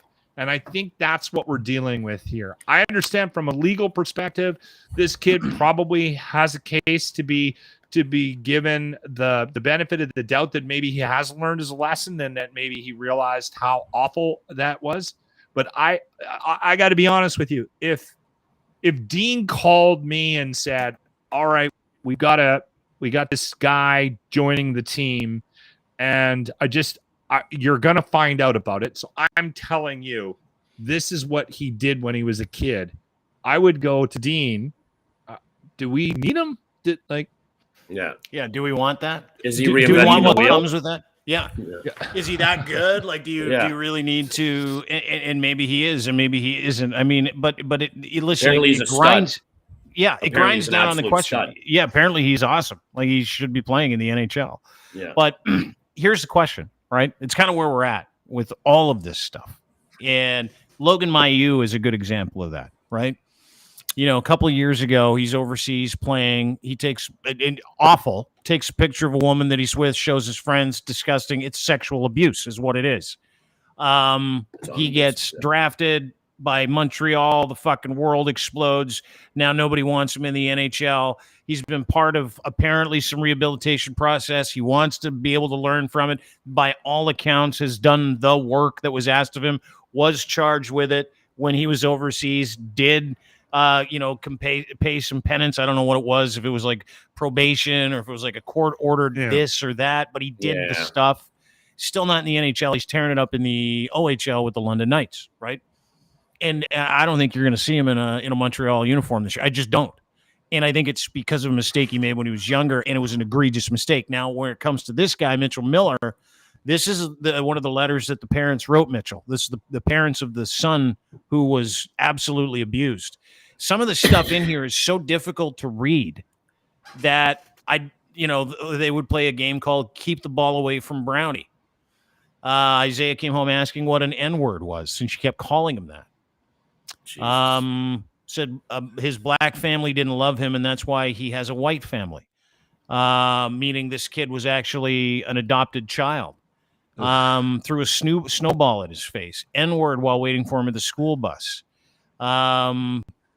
Kids had to do things in order to hang out with him. Isaiah was told by you, this is the kid, Mitchell, saying he apparently told all his peers he was, quote, your N-word, in order to sit down at a lunch table with you. Otherwise, he had to sit alone. I mean, some of these things are not to that extent. Things that, I saw in high school, the abuse that I, was part of. And none of those people were accountable for any of it. And this isn't normal, and it's not nice, and it's not kind. But if he did this when he was 14, Rob, right? Yeah. Locke, does he not deserve? And I'm asking the question because I don't know. How do you decide whether or not someone's sorry enough, whether they learned? Like, what's the metric? Well, fair enough. But I didn't know it was that. Like, I looked into it. I didn't see that. That is really bad stuff. But the thing about it is the Bruins should have known this. And the point is when the Arizona Coyotes drafted him in the 4th round, people went batshit, and so they should have seen this coming. If nothing else, this just shows there's they're tone deaf in the Bruins front office, and they look so bad right now. Like Cam Neely, I think it's a hockey thing, though, Rob. I think it is. I think that's a cultural thing right across the board. right? Like they I don't know that it is. I see. That's the thing. Is it? And I want Rob's opinion on Cam Neely, because you said, like I watched Cam Neely swim. His big booze nose was going. I watched him swim in a press conference yesterday. I watched, his original statement when he signed him, Rob, was, "This kid's done a bunch of work, and he's better now, and we're gonna help him." And then the next day after the big hoopla, he's like, "We found out some new things that we didn't know." Yeah. Well, Luke Fox had a thing to say. Bettman declaring the kid ineligible was really because the Bruins are actually one of the more powerful teams in terms of, because Bettman's position always exists because the owners consent to him being the commissioner. But Bettman's always held sway with the more powerful owners, Mr. Tannenbaum and the board of governors of Maple Leaf Sports and Entertainment, the Molson family with the Habs, the Illich family. You don't say that old Twitchy gets pushed around. You don't say, eh? Yeah, well, who's in Chicago? The Wirtz, Rocky Wirtz. Yeah, Rocky Wirtz. Moron that guy is. That's the they thing. love always, Bettman though, because he takes all the heat. Exactly. Yeah.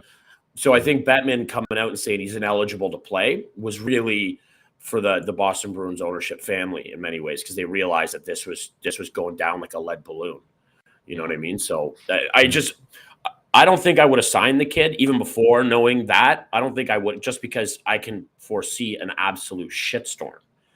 As soon as they signed him, I'm like, oh, this is gonna be great. You probably got about 3 episodes of content just based on and the virtue signaling, but the virtue.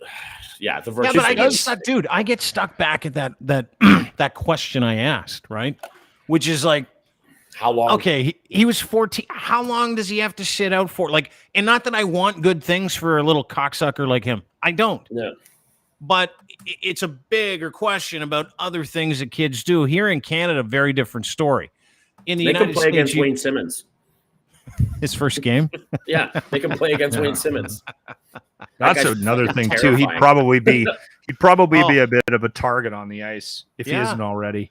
No, but how do we decide? So, Locke, how would you decide whether or not this kid or any kid as an adult has paid in full for what they did as a kid if they want to get on with their life? Because fuck, dude, that's what we're talking about here. And if I go back to the analogy that I like to use with people that I work with, which is we're only trainees in life, right? We're all just trying to fucking figure it out. Everybody makes mistakes. You can always come back from one. That's what I thought, until it was matters like this or Logan Mailloux, until it was the hockey culture stuff. And I don't think this is a hockey culture thing. I think it's interesting because it sits in hockey culture, but I think this is a case of sheer bullying. And the other thing that doesn't sit well with me is his parents are still trying to fucking wave the flag that what he did wasn't that bad, right? His dad, Sean Miller, he's like, listen, in context, it wasn't as bad as everybody thinks it is. Bunch of tweets that he put out over the past few days on Truth Social. Shocker. When you talk about it being a cultural thing, it definitely is a cultural thing. But at the same time, this is a case of a fucking familial kid who made a bunch of really stupid mistakes, who made a bunch of really racist mistakes when he was 14 years old. Are we going to continue to penalize him, or what are we going to do?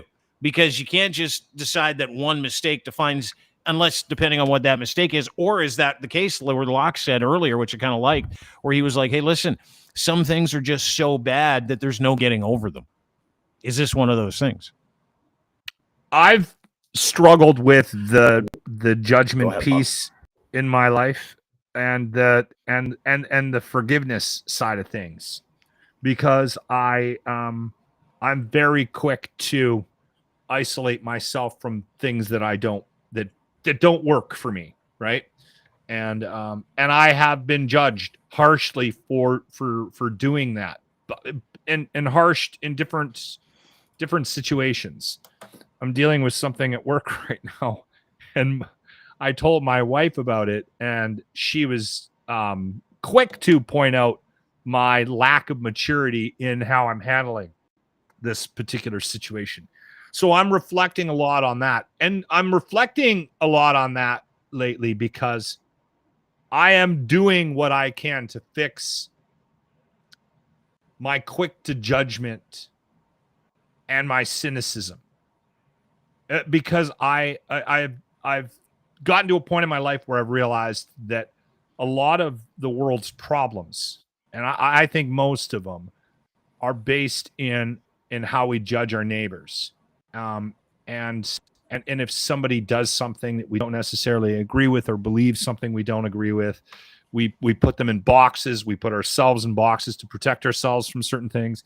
So this one's a tough one for me, because I'll be honest, I would have a tough time welcoming him into a team environment, knowing what he did, even at the age of 14. And yeah, I don't know what the answer is. I don't think there is on a one forgiveness perspective. I just you don't think so, Rob? I don't think there is there is an answer to this one. The point is that the kid's probably gonna end up playing in Russia, because that's probably the only place that will take him, because that place is just so whack. But the fact is he's done in the NHL, and if this fell through for him, that's it. Mm-hmm. In terms of I appreciate your sentiment, Locke. I do, but from a legal perspective, from a lawyer's perspective, the fact is that he was a child, and if this were Canada, we would not know it, because it would be buried unless he screwed up as an adult. Then your youth record comes back to haunt you. Yeah. And that's what you do makes something it over so the difficult. age of 18, they can reach back into your youth record and go, he's got a history of doing this since he was like 13. And this little turd burglar did this too back when he was 14. Yeah. This little turd burglar. Do they allow that in the court? Turd burglary? I'll try it. I'll try it. See how it goes. Throw it out there. You know what I find interesting about? You know what I find interesting about this, and if it is true, that his dad was on Truth social media. It was. To me, it's amazing to me that and we're dealing with this right now in Alberta with Danielle Smith, and this is why I'm so fascinated by this woman, because these people get into power by kowtowing to an extreme sort of thought process, right? Because that's where we are. Our politics are extreme, whether you like it or not, left and right. So they do the little to their base. They get in the position of power, and then they move away from that, and they try to actually mainstream their platforms to make it palatable for the general public. And she's just not doing that. No. She is still driving 120 down the QE2 with and just getting more and more passengers on board. Like this recent announcement, Paul Alexander, like there's got to be people in her cabinet that go, "Hey, Daniel, have you got a minute? I just listen. Paul worked for Trump, and I have a feeling this might hurt you in the press. Don't care. He's going to be my new head of healthcare." And she just does it. Like at some point, don't you think the family would go, "Okay, your kid has a chance of making $5 million a year if he can stay healthy. Yeah. He's a great hockey player. Dad, it might be a bad idea, since I bullied a handicapped black kid when I was a teenager, that you stay off Truth Social." like, do you think maybe somebody would have said that out loud in a family meeting? Hey, Terry, I'd like to think so. Some help agent, your kid out here. Well, actually, like the reputation isn't great either. Like if you looked at the lie that his agent was caught in, issuing a press release, he stated, I'm pulling it up right now. So they put out this press release that he'd done all this therapy and all this shit. And he worked with the Carnegie Initiative, which is a diversity group in sports, and that he was a major diversity organization in sports. No, he didn't. That's just a blatant fabrication. The Carnegie Initiative cited him multiple times, and they lied about it. Like, so the fact is that the kid, it appears the kid doesn't give a shit, and it appears his family doesn't give a shit. They were caught. Well, then I hope like his career is very fruitful in Russia. Yeah, right. Yeah. In Russia, hockey play you. Like, you know what? Exactly. You know what's amazing too is that this is like, it's so easy to me in my mind when I hear stories like this. to just do the right thing and get out of hock, right? To just do the right thing. Don't let this last for another 6 years. Don't keep lying. Don't make shit up. Don't pretend you care when you don't. Go and do the work. Just go do the work, right? How many fucking guys do you tell that to in your profession, Rob, as a legal defense counsel? Kivlaw.ca. Kivlaw defense lawyers, by the way. Robert@kivlaw.ca is email address. Great. How many people do you talk to? Speeding tickets. No, he doesn't do those. How many people do you talk to on a daily basis where you're like, okay, this is an opportunity. Like, you got caught, right? You got caught. You're in trouble. Everybody's down on you. Now's an opportunity. Now is the opportunity for you to go, gigs up. You got me. I need to turn over a new leaf. I got to put some work in because I don't want to live that life of stress.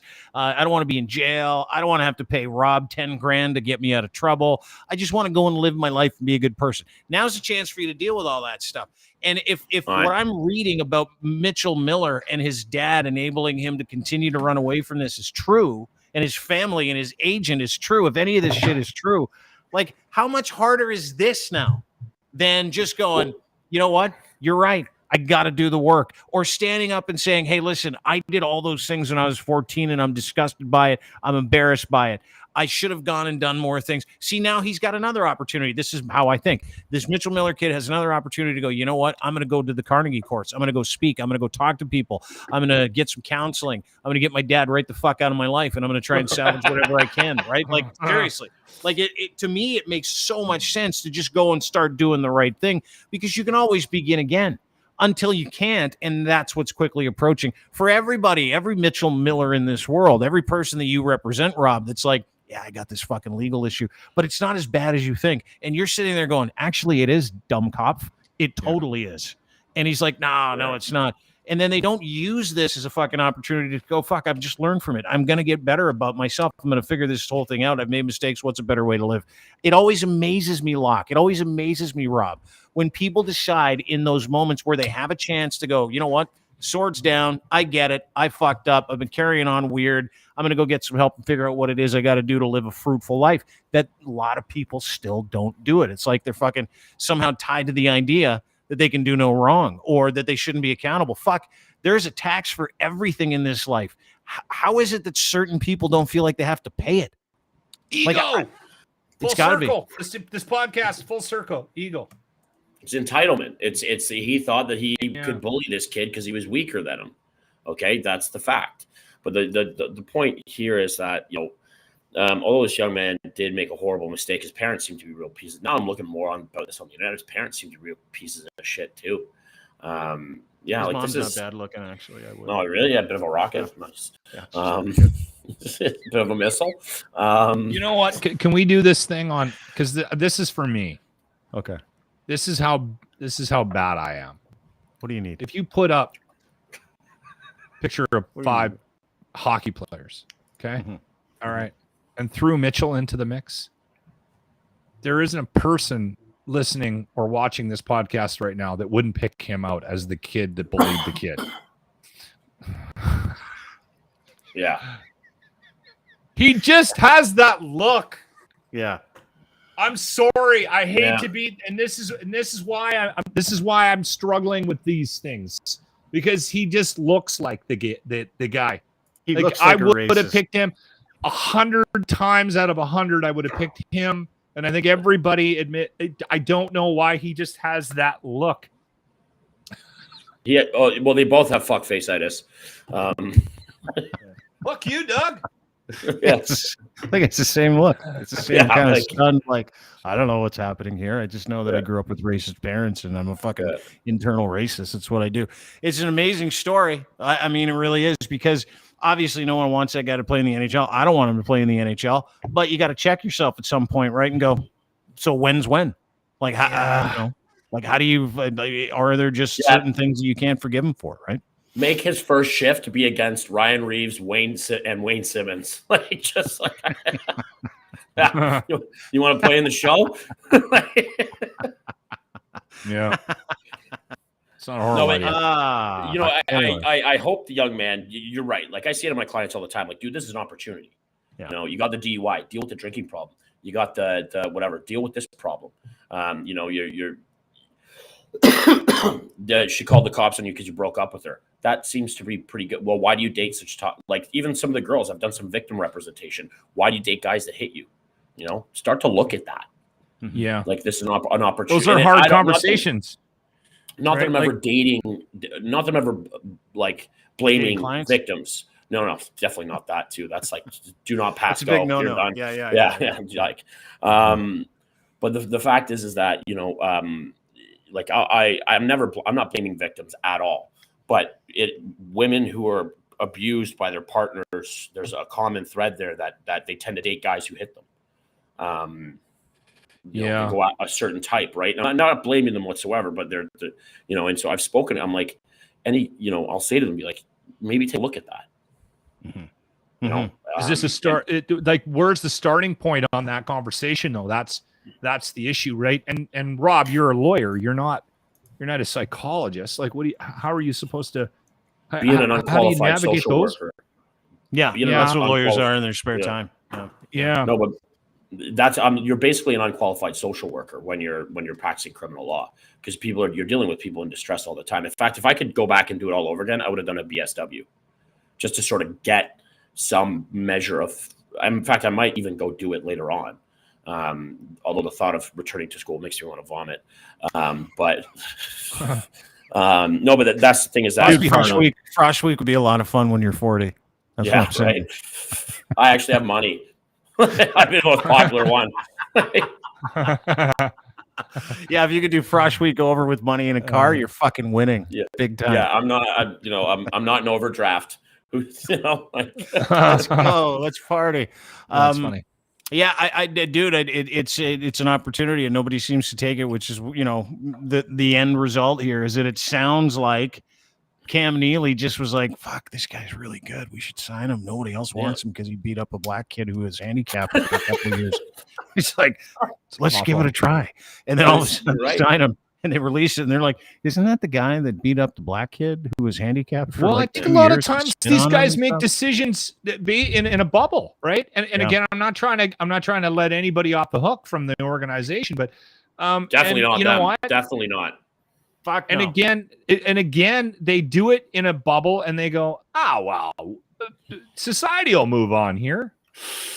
They're not, because Dad's still on truth. Okay, but how about this? Craig McTavish. Let's talk about Mac T for a second. Okay? Craig McTavish, Stanley Cup champion, former Oilers coach, head coach, killed somebody in a drinking and driving accident. Killed a chick. Did some time, killed a kid. Did some time back in the NHL. No big deal. Everybody was like, and I remember when he came back into the NHL because he started playing for the Oilers, no bucket. And I'm like, this guy's really good. Where'd you get him? And he's like, jail. Like, what do you mean jail? Yeah. It's like, oh, no. He killed somebody. He was in jail for drinking and driving and changed his life. He swore off alcohol, all that stuff. So this is his opportunity. I thought that was like a story of redemption, right? I thought it was. That was like 30, 40 years ago. Fast forward to today, this guy bullied a kid. Not allowed in the NHL. Another guy took a picture of a girl he consensually had sex with. Not allowed in the NHL. I mean, we moved the meter around though a bit though, Dean. Yeah, like I know. But years, what I'm saying is, it's like, you know, if you're of a certain vintage and you've seen how, you know, forgiveness has worked in professional sports, if you're good enough, right? Craig, that's learned the bubble. I know. That's the bubble they're living in. I got to add here that that, you know, Boston doesn't exactly have a great history with racial diversity. You know what I mean? No. Like being a black guy in Boston, like, was not great. Remember when Joel Ward scored the overtime winner with the Washington, when he was with Washington, scores the overtime winner, and he got like called the N-word on Twitter for 4 days by Bruins fans. Yeah. Remember that? Yeah. PK Subban, when he was with Montreal, game winner. They win this. They won the series. It was N-word city. I had Joel on my show the day after he scored the overtime winner. And I'm like, what do you make of the racism? You know what he said? He goes, whatever, man. I love everybody. And it was 4 days of it. 4 days of it. And you're right. Boston is like, you know, if any team was going to sign a kid that used to beat up a black handicapped person, it's the Bruins. Yeah, but also remember Bill Russell played for the Celtics, probably one of the greatest basketball players ever. The playoff MVP or the Finals MVP named after him. You know, he had a horrible time in Boston when he played there. Mm-hmm. The racism, like And so, but it's just Cam Neely's statement and response was flaccid and pathetic. That me most. It was just you thought it was a pathetic kind of like impotent. double back. It was just and the way they handled it, because they should have seen it. Like it's just an impotent, flaccid response. Like he looked like just like a dead fish up there with a whiskey snout. Like that's about it. Yeah.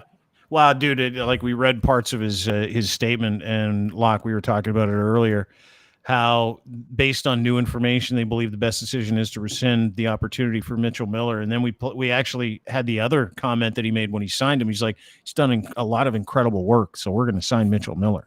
And then he's like, well, we got new information that said he didn't do the work. Like, or is the new information the fact that everybody's like, he's not going to be welcome in any dressing room in the organization, and the entire fucking country is on fire right now because nobody wants that guy anywhere near this team. Nobody.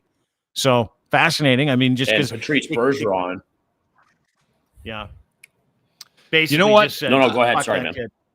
Yeah. I was just going to say that I think the interesting thing about this is I think this is a case of, and I don't know enough about it to definitively say, but it sounds like, and it feels like a couple of the players, the ones that have the ear of management, went, you need to rethink this one. We don't want him. And I think that's probably why this happened ultimately. And it may have been the backlash from the public, but if the team, all speculation, pulling it completely out of my ass, but if the team had not stepped up and said something, does this go another way where they like, oh, well, we'll just throw him in a Bruins, we'll throw him on the farm team, let him stew down there for a year, and then we'll see how things go, and we'll see if people forget, right? There's a bit of bad press right now, but we'll weather it. And when your players are knocking on the door going, Cam, bad call. Yeah. We don't want this. Well, that's the thing. Patrice you know what I Bergeron mean? is one of the most respected. Go ahead, Robbie. Patrice Bergeron is one of the most respected players in the league. I mean, I hate the Bruins, but I think he's one of the best players of a generation, and everybody respects the guy. And he spoke up. Like, this isn't fucking cool. Like, I mean, you can get all the Folignos. Foligno seems to be a good guy, but yeah. No, Foligno said the same thing. That whole leadership group said the same thing. Or like, if he was brought here, he wouldn't be welcome in the dressing room, but we'd want to talk to him and see where he's at, because we don't stand for that here, right? Like, we don't do that stuff. And that's the biggest concern for everybody when you're fucking picking up a guy who has a history like that. It's like Tony D'Angelo. It's the same thing, right? Like, where are you at? Like, how do you figure out whether or not someone's actually learned from something? How do you figure out whether or not someone actually means sorry when they say sorry? And that's impossible to ascertain, especially when you're like, this is a great asset. We could use this guy. He'd be a great piece to the puzzle here. He'd be awesome. Like, I mean, fucking sports is money, right? And you want to do everything you can as a guy to fucking bring him in. That's why the Montreal Canadiens drafted Logan Mailloux. Right? That guy's in the OHL right now, literally lighting it up on a nightly basis, 3, 4, 5-point nights, overtime winners. He looks like a man among boys. He shouldn't be in the OHL. He should be in the NHL. How long does he pay for that? It's just a fascinating question, right? It really, really is. And will anybody ever forgive these people? Or what is the metric of forgiveness? How do we figure out whether or not they mean it? It's fascinating. I love the conversation. It opened up a whole bunch of different conversations, just this one cat and what the Boston Bruins tried to do and then ended up deciding not to do because it was a fucking terrible idea to begin with. I feel you wanting to put an end to the podcast, but I will throw this out there. Again, we came full circle with, an underlying theme on the podcast about, people taking control back. And I think it's important that as we move forward, when we're looking at situations where we gain control, whether or not it's Twitter or if it's QP or if it's a dressing room full of players, taking responsibility for that control that we have now with the ability to actually project that voice with social media, we have to be careful. We have to make sure that we you know, that we do the right things with that power. And you know, and you know what, we've highlighted some examples of things where that majority, you know, when people are passionate about something and they are influencing change today, you know, hopefully these are trends that continue, because right now, you know, we're seeing more and more examples of people with power taking advantage of their situations, right? And we're kind of fighting back a bit. So maybe this is just another example of that. And you know what? Maybe we'll learn more if the players did step up and go to management and go, Cam, what are you doing, Cam? Why are you doing that? Why'd you bring this guy in? You don't need this guy. And he didn't. I'd love to hear the truth on that. Yeah, I would too. I'm sure we will. Rob, thanks for. Go ahead. No, I'll just like a sort of final point. I'm pretty sure they knew, and said, I agree with actually what you guys have said here, that they said, fuck it, let's just see how this flies. Like, you know, they do that all the time. Yeah, and Let's take the temperature. Let's take the temperature and see how everybody's if everybody's okay with a really good racist hockey player. Let's see what happens there. Robbie, thanks for doing this, dude. Really appreciate it. I didn't know that about Canadian law when it comes to kids and wrongdoing. That's fascinating. I like that law, though. Should be an opportunity to be able to fucking figure yourself out. The principle is absolutely. Like if it's like you know, they have decreased moral culpability. I get that. But I actually didn't know it was that bad. So I don't know. Fair enough. Yeah. Thanks for doing this, dude. Appreciate it. Kivlaw.ca. I've done a lot of things in my 20s and 30s and 40s that I'd like people to forget about. No, not happening. Is that different? Can you bury that, Rob? Not a chance. No, when you're done with my parking tickets. If you're looking for parking tickets. The best, no, you don't. The best legal criminal defense lawyer and his team of defense attorneys. Go to kivlaw.ca today. Make sure you give Rob a call. He is the best in the business in Southern Ontario. If you did something you didn't mean to do, or if you're about to lose some freedom, or if you're in trouble because you did something and you made a mistake, and you want to give yourself every opportunity to not just learn from it, but maintain the kind of freedom that you think that you need, and specifically get out of the jam that you're in, Rob and his group at kivlaw.ca are the best in the business. Go to kivlaw.ca, Robert at kivlaw.ca. Shoot him an email. He's a good guy. Tell him I said hi, and he's right here. Look at him. Look at you. Look at me. We're right here. Nice to see you, brother. Thanks guys. For doing this. Peace out, boys. No worries. Take care. Take care, Rob Kivlikin from kivlaw.ca, ladies and gentlemen. Fascinating stuff today. Elon Musk melts down. Doug Ford freaks out. We've got racist hockey player signings. Fucking Cam Neely losing his mind. And it's all attached to ego. That's what I got out of today's show. Yeah, we did. We managed to thread a theme through the whole thing, and it was unintentional. But yeah. Hey, that was a good one. Professional broadcasters. We are professional broadcasters. Thank you very much. A lot like Ian Hanemansing. I am Ian Hanemansing. Ian Hanemansing. Very slow, so that I don't mess up my words. Omar Sakadina. My wife gets so mad when Ian Hanemansing's on, because every time it comes on, I just start mimicking his voice, and she's like, "She got mad at you yesterday." She got mad at you yesterday because you were watching Cobra Kai like a fucking 14-year-old by yourself. Okay, in your attic. Was that live?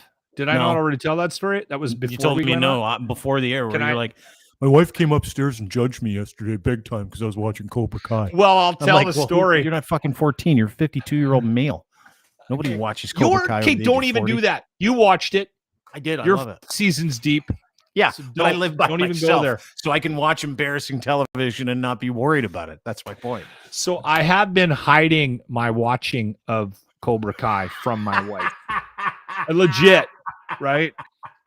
Because I am embarrassed that I watched the show. It's so embarrassing, right? So I'm watching it yesterday in the loft, and it's the Bills game ends. I'm like, I need something other than more football. What a joke that was.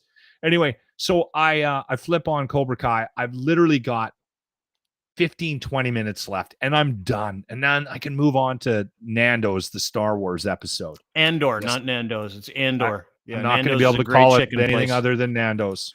Call it what you like. It's yeah. I'm doing it to piss off Jimmy, so I got to do it here too. I got to be consistent. Gotcha. So Jimmy's a huge Star Wars fan. Gets so annoyed when we fuck up the names of all the shows. So Cassian Nando. Boba Fetish. Anyway, I'm sitting there, I'm watching it, and my wife, I can hear her coming up, and I'm like, God damn it, I got 10 minutes left. I can hear her walking up the stairs. Yeah. She doesn't say anything, and she just sits down on the couch right there where Kingston is. And she's just sitting on her phone. She's not addressing what's on the TV at all. And I'm sweating. That's because Ralph Macchio and Johnny are on television. Right? No, I'm sweating because I know, I'm embarrassed. I'm mortified that I'm watching this awful show, and my wife is seeing me watch it. She's judging me. And I can feel the judgment. It's oozing out of her. There's a break in the action, and then I can feel her turn to me and look at me, and I can feel her eyes on me. I'm not making eye contact. I'm not looking at her. And she goes, I'm judging you right now. What is this shit? Fuck. I'm like, I know! Embarrassing TV shows. We all have She didn't say a word to me. She was on her phone. I thought we were going to just slide through this. No. 10 minutes of 5 seasons. 10 minutes, 5 seasons deep. 10 minutes. She didn't know I was watching this damn show. Can I tell you something? I knew the judgment was coming. I feel the same thing when I watch Cobra Kai. I'm like, I close because I live in like a place where you can like look in the window across the thing. If you can see the TV, I close the blinds and I'm like, Cobra Kai time, because I don't want anybody to know I'm watching. And it was, you know what? It was like that too with my phone. Like I would be embarrassed that I was like, I used to love playing this game called Golf Clash. Everybody's got a shitter game on their phone, right? Everybody's got a shitter game on their phone. It's like embarrassing TV, embarrassing phone games. Everybody has them, right? It's time wasters. You got embarrassing time wasters. Yeah. And my ex-girlfriend, I remember one time like playing a video game and like I turned away from her because I was playing Golf Clash on my phone. I think it was like 18 under after 7 holes. I'm like, fuck, I'm having the round of my life. I'm like, I can't stop. And I was in a tournament, so I'm like, I cannot do it. I'm in it. I was all in. My girlfriend's like, can I get a hand? And I'm like, my ex-girlfriend. I'm like, not right now. I'm busy. She goes, what are you doing? I go, I'm just responding to an email. Total lie. She goes, give me your phone. I'm like, no. She's like, I want to see your phone. Who are you talking to? And I'm like, nobody. Seriously, you don't want to see my phone. She grabs it out of my hand, and there's this little cartoon guy with a golf club going like this, getting ready to hit a ball. And I'm like, I'm 17 under. She handed the phone back. She's like, you're a fucking immature prick. And I'm disgusted. Like, just disgusted with me. Like, I think she would have rather of me just sent nudes to somebody and found out, as opposed to me finding out, like, every time I go to the bathroom, I'm in there for an extra 10 minutes because I'm just addicted to playing Golf Clash. Stupid game. That's what Grant said. You should have put on porn. Yeah, you should have. Less something embarrassing really than Cobra Kai. Like a German orgy from the 70s. You should have searched that on Pornhub. Total said, what are you talking about? She would have been full bush. She would have been like this. Oh, just German porn? Thank God you weren't watching Cobra Kai. On that note, have a great day, buddy. That was a good one. Thank you, brother. A lot of fun. Appreciate you doing this. We'll talk to you soon. Locked and Cross 957 Cruise FM in Edmonton is where you can find him. You can also find him on Twitter at Lachlan Cross. Give him a follow. I want to thank our friends at kivlaw.ca and Rob for showing up today, talking to us about legal matters here in Canada. That was a lot of fun. Really appreciate him. Again, he's our partner at kivlaw.ca. Check him out today if you're looking for legal representation in Southern Ontario. His group's the best in the business. Doesn't matter what your problems are. Robert at kivlaw.ca. He'll take care of them. Also, want to thank Caryma for showing up. Sadvocacy.com. Fuck, I got to get her to change the name of her website. Seriously, it's so hard to say. She won't do it. And I don't want her to, but I'm going to try. Sadvocacy.com. Caryma Rules on Twitter is where you can find her as well. Appreciate her stopping in to talk about the Doug Ford mess. As always, you can get everything we do at DeanBlundell.com. Make sure you sign up for the newsletter there. That'd be great. And last but not least, thank you to our sponsors and friends, not just at Kivlod.ca, but our friends over at Cantork. Listen, if you're looking for help when it comes to ideal fastener issues, how about a proud Canadian company that only makes and employs Canadians and fabricates everything in Canada? You know how easy it is to take your fabrication overseas? Super easy. Everybody does it. Not my friend Colin and his group at Cantork out of Edmonton. Cantork is a Canadian-based manufacturer of industrial torque and tension tools. Torque and tension tools, simply put, tools to tighten and loosen threads, fasteners easily and accurately. And they're really good at what they do. And they're Canadian-made. Everything they do is Canadian-made. And that's why I love these guys. You know, when you got like captains of industry running around out there looking for ways to cut costs and stuff like that. This guy incurred costs bringing all of his manufacturing back into Canada. They make rugged, hardworking, beautiful torque wrenches, the very best in sales and services. All you have to do is go to cantork.com for more information and get in touch with my friend Colin. All they do is offer solutions in that industry. Cantork.com. Visit them today.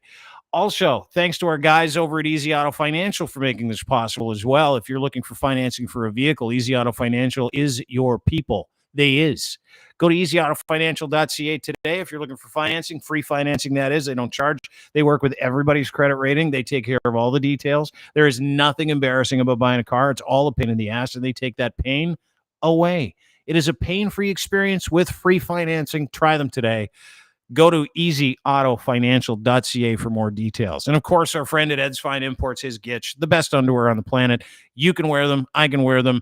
Made for Canadian men, by a Canadian man in Canada. Again, supporting Canadian companies is very important. Ed's Fine Imports has a massive online store, clothing for men and boys, and his Gitch are the bees. You'll love them. Swear to God. Best underwear you'll ever buy. Pouch in the front, boxer briefs. Can't miss. Go to edsfineimports.com. Try them out today. I'll send you a free pair when you use promo code GITCH3, by the way, as you check out. It's my gift to you. Ed's gift to you. Free underwear. Luxury boxer briefs. Who can say no to luxury boxer briefs when they're free? GITCH3. That's your promo code. edsfineimports.com. Try them today. You won't be disappointed. Guaranteed. I won't give you anything if you are disappointed. But if you are disappointed, I would suggest that you have an issue with your undercarriage, because there's nothing wrong with these. They're the best underwear you'll ever buy. Have a great day. See you tomorrow. Bye.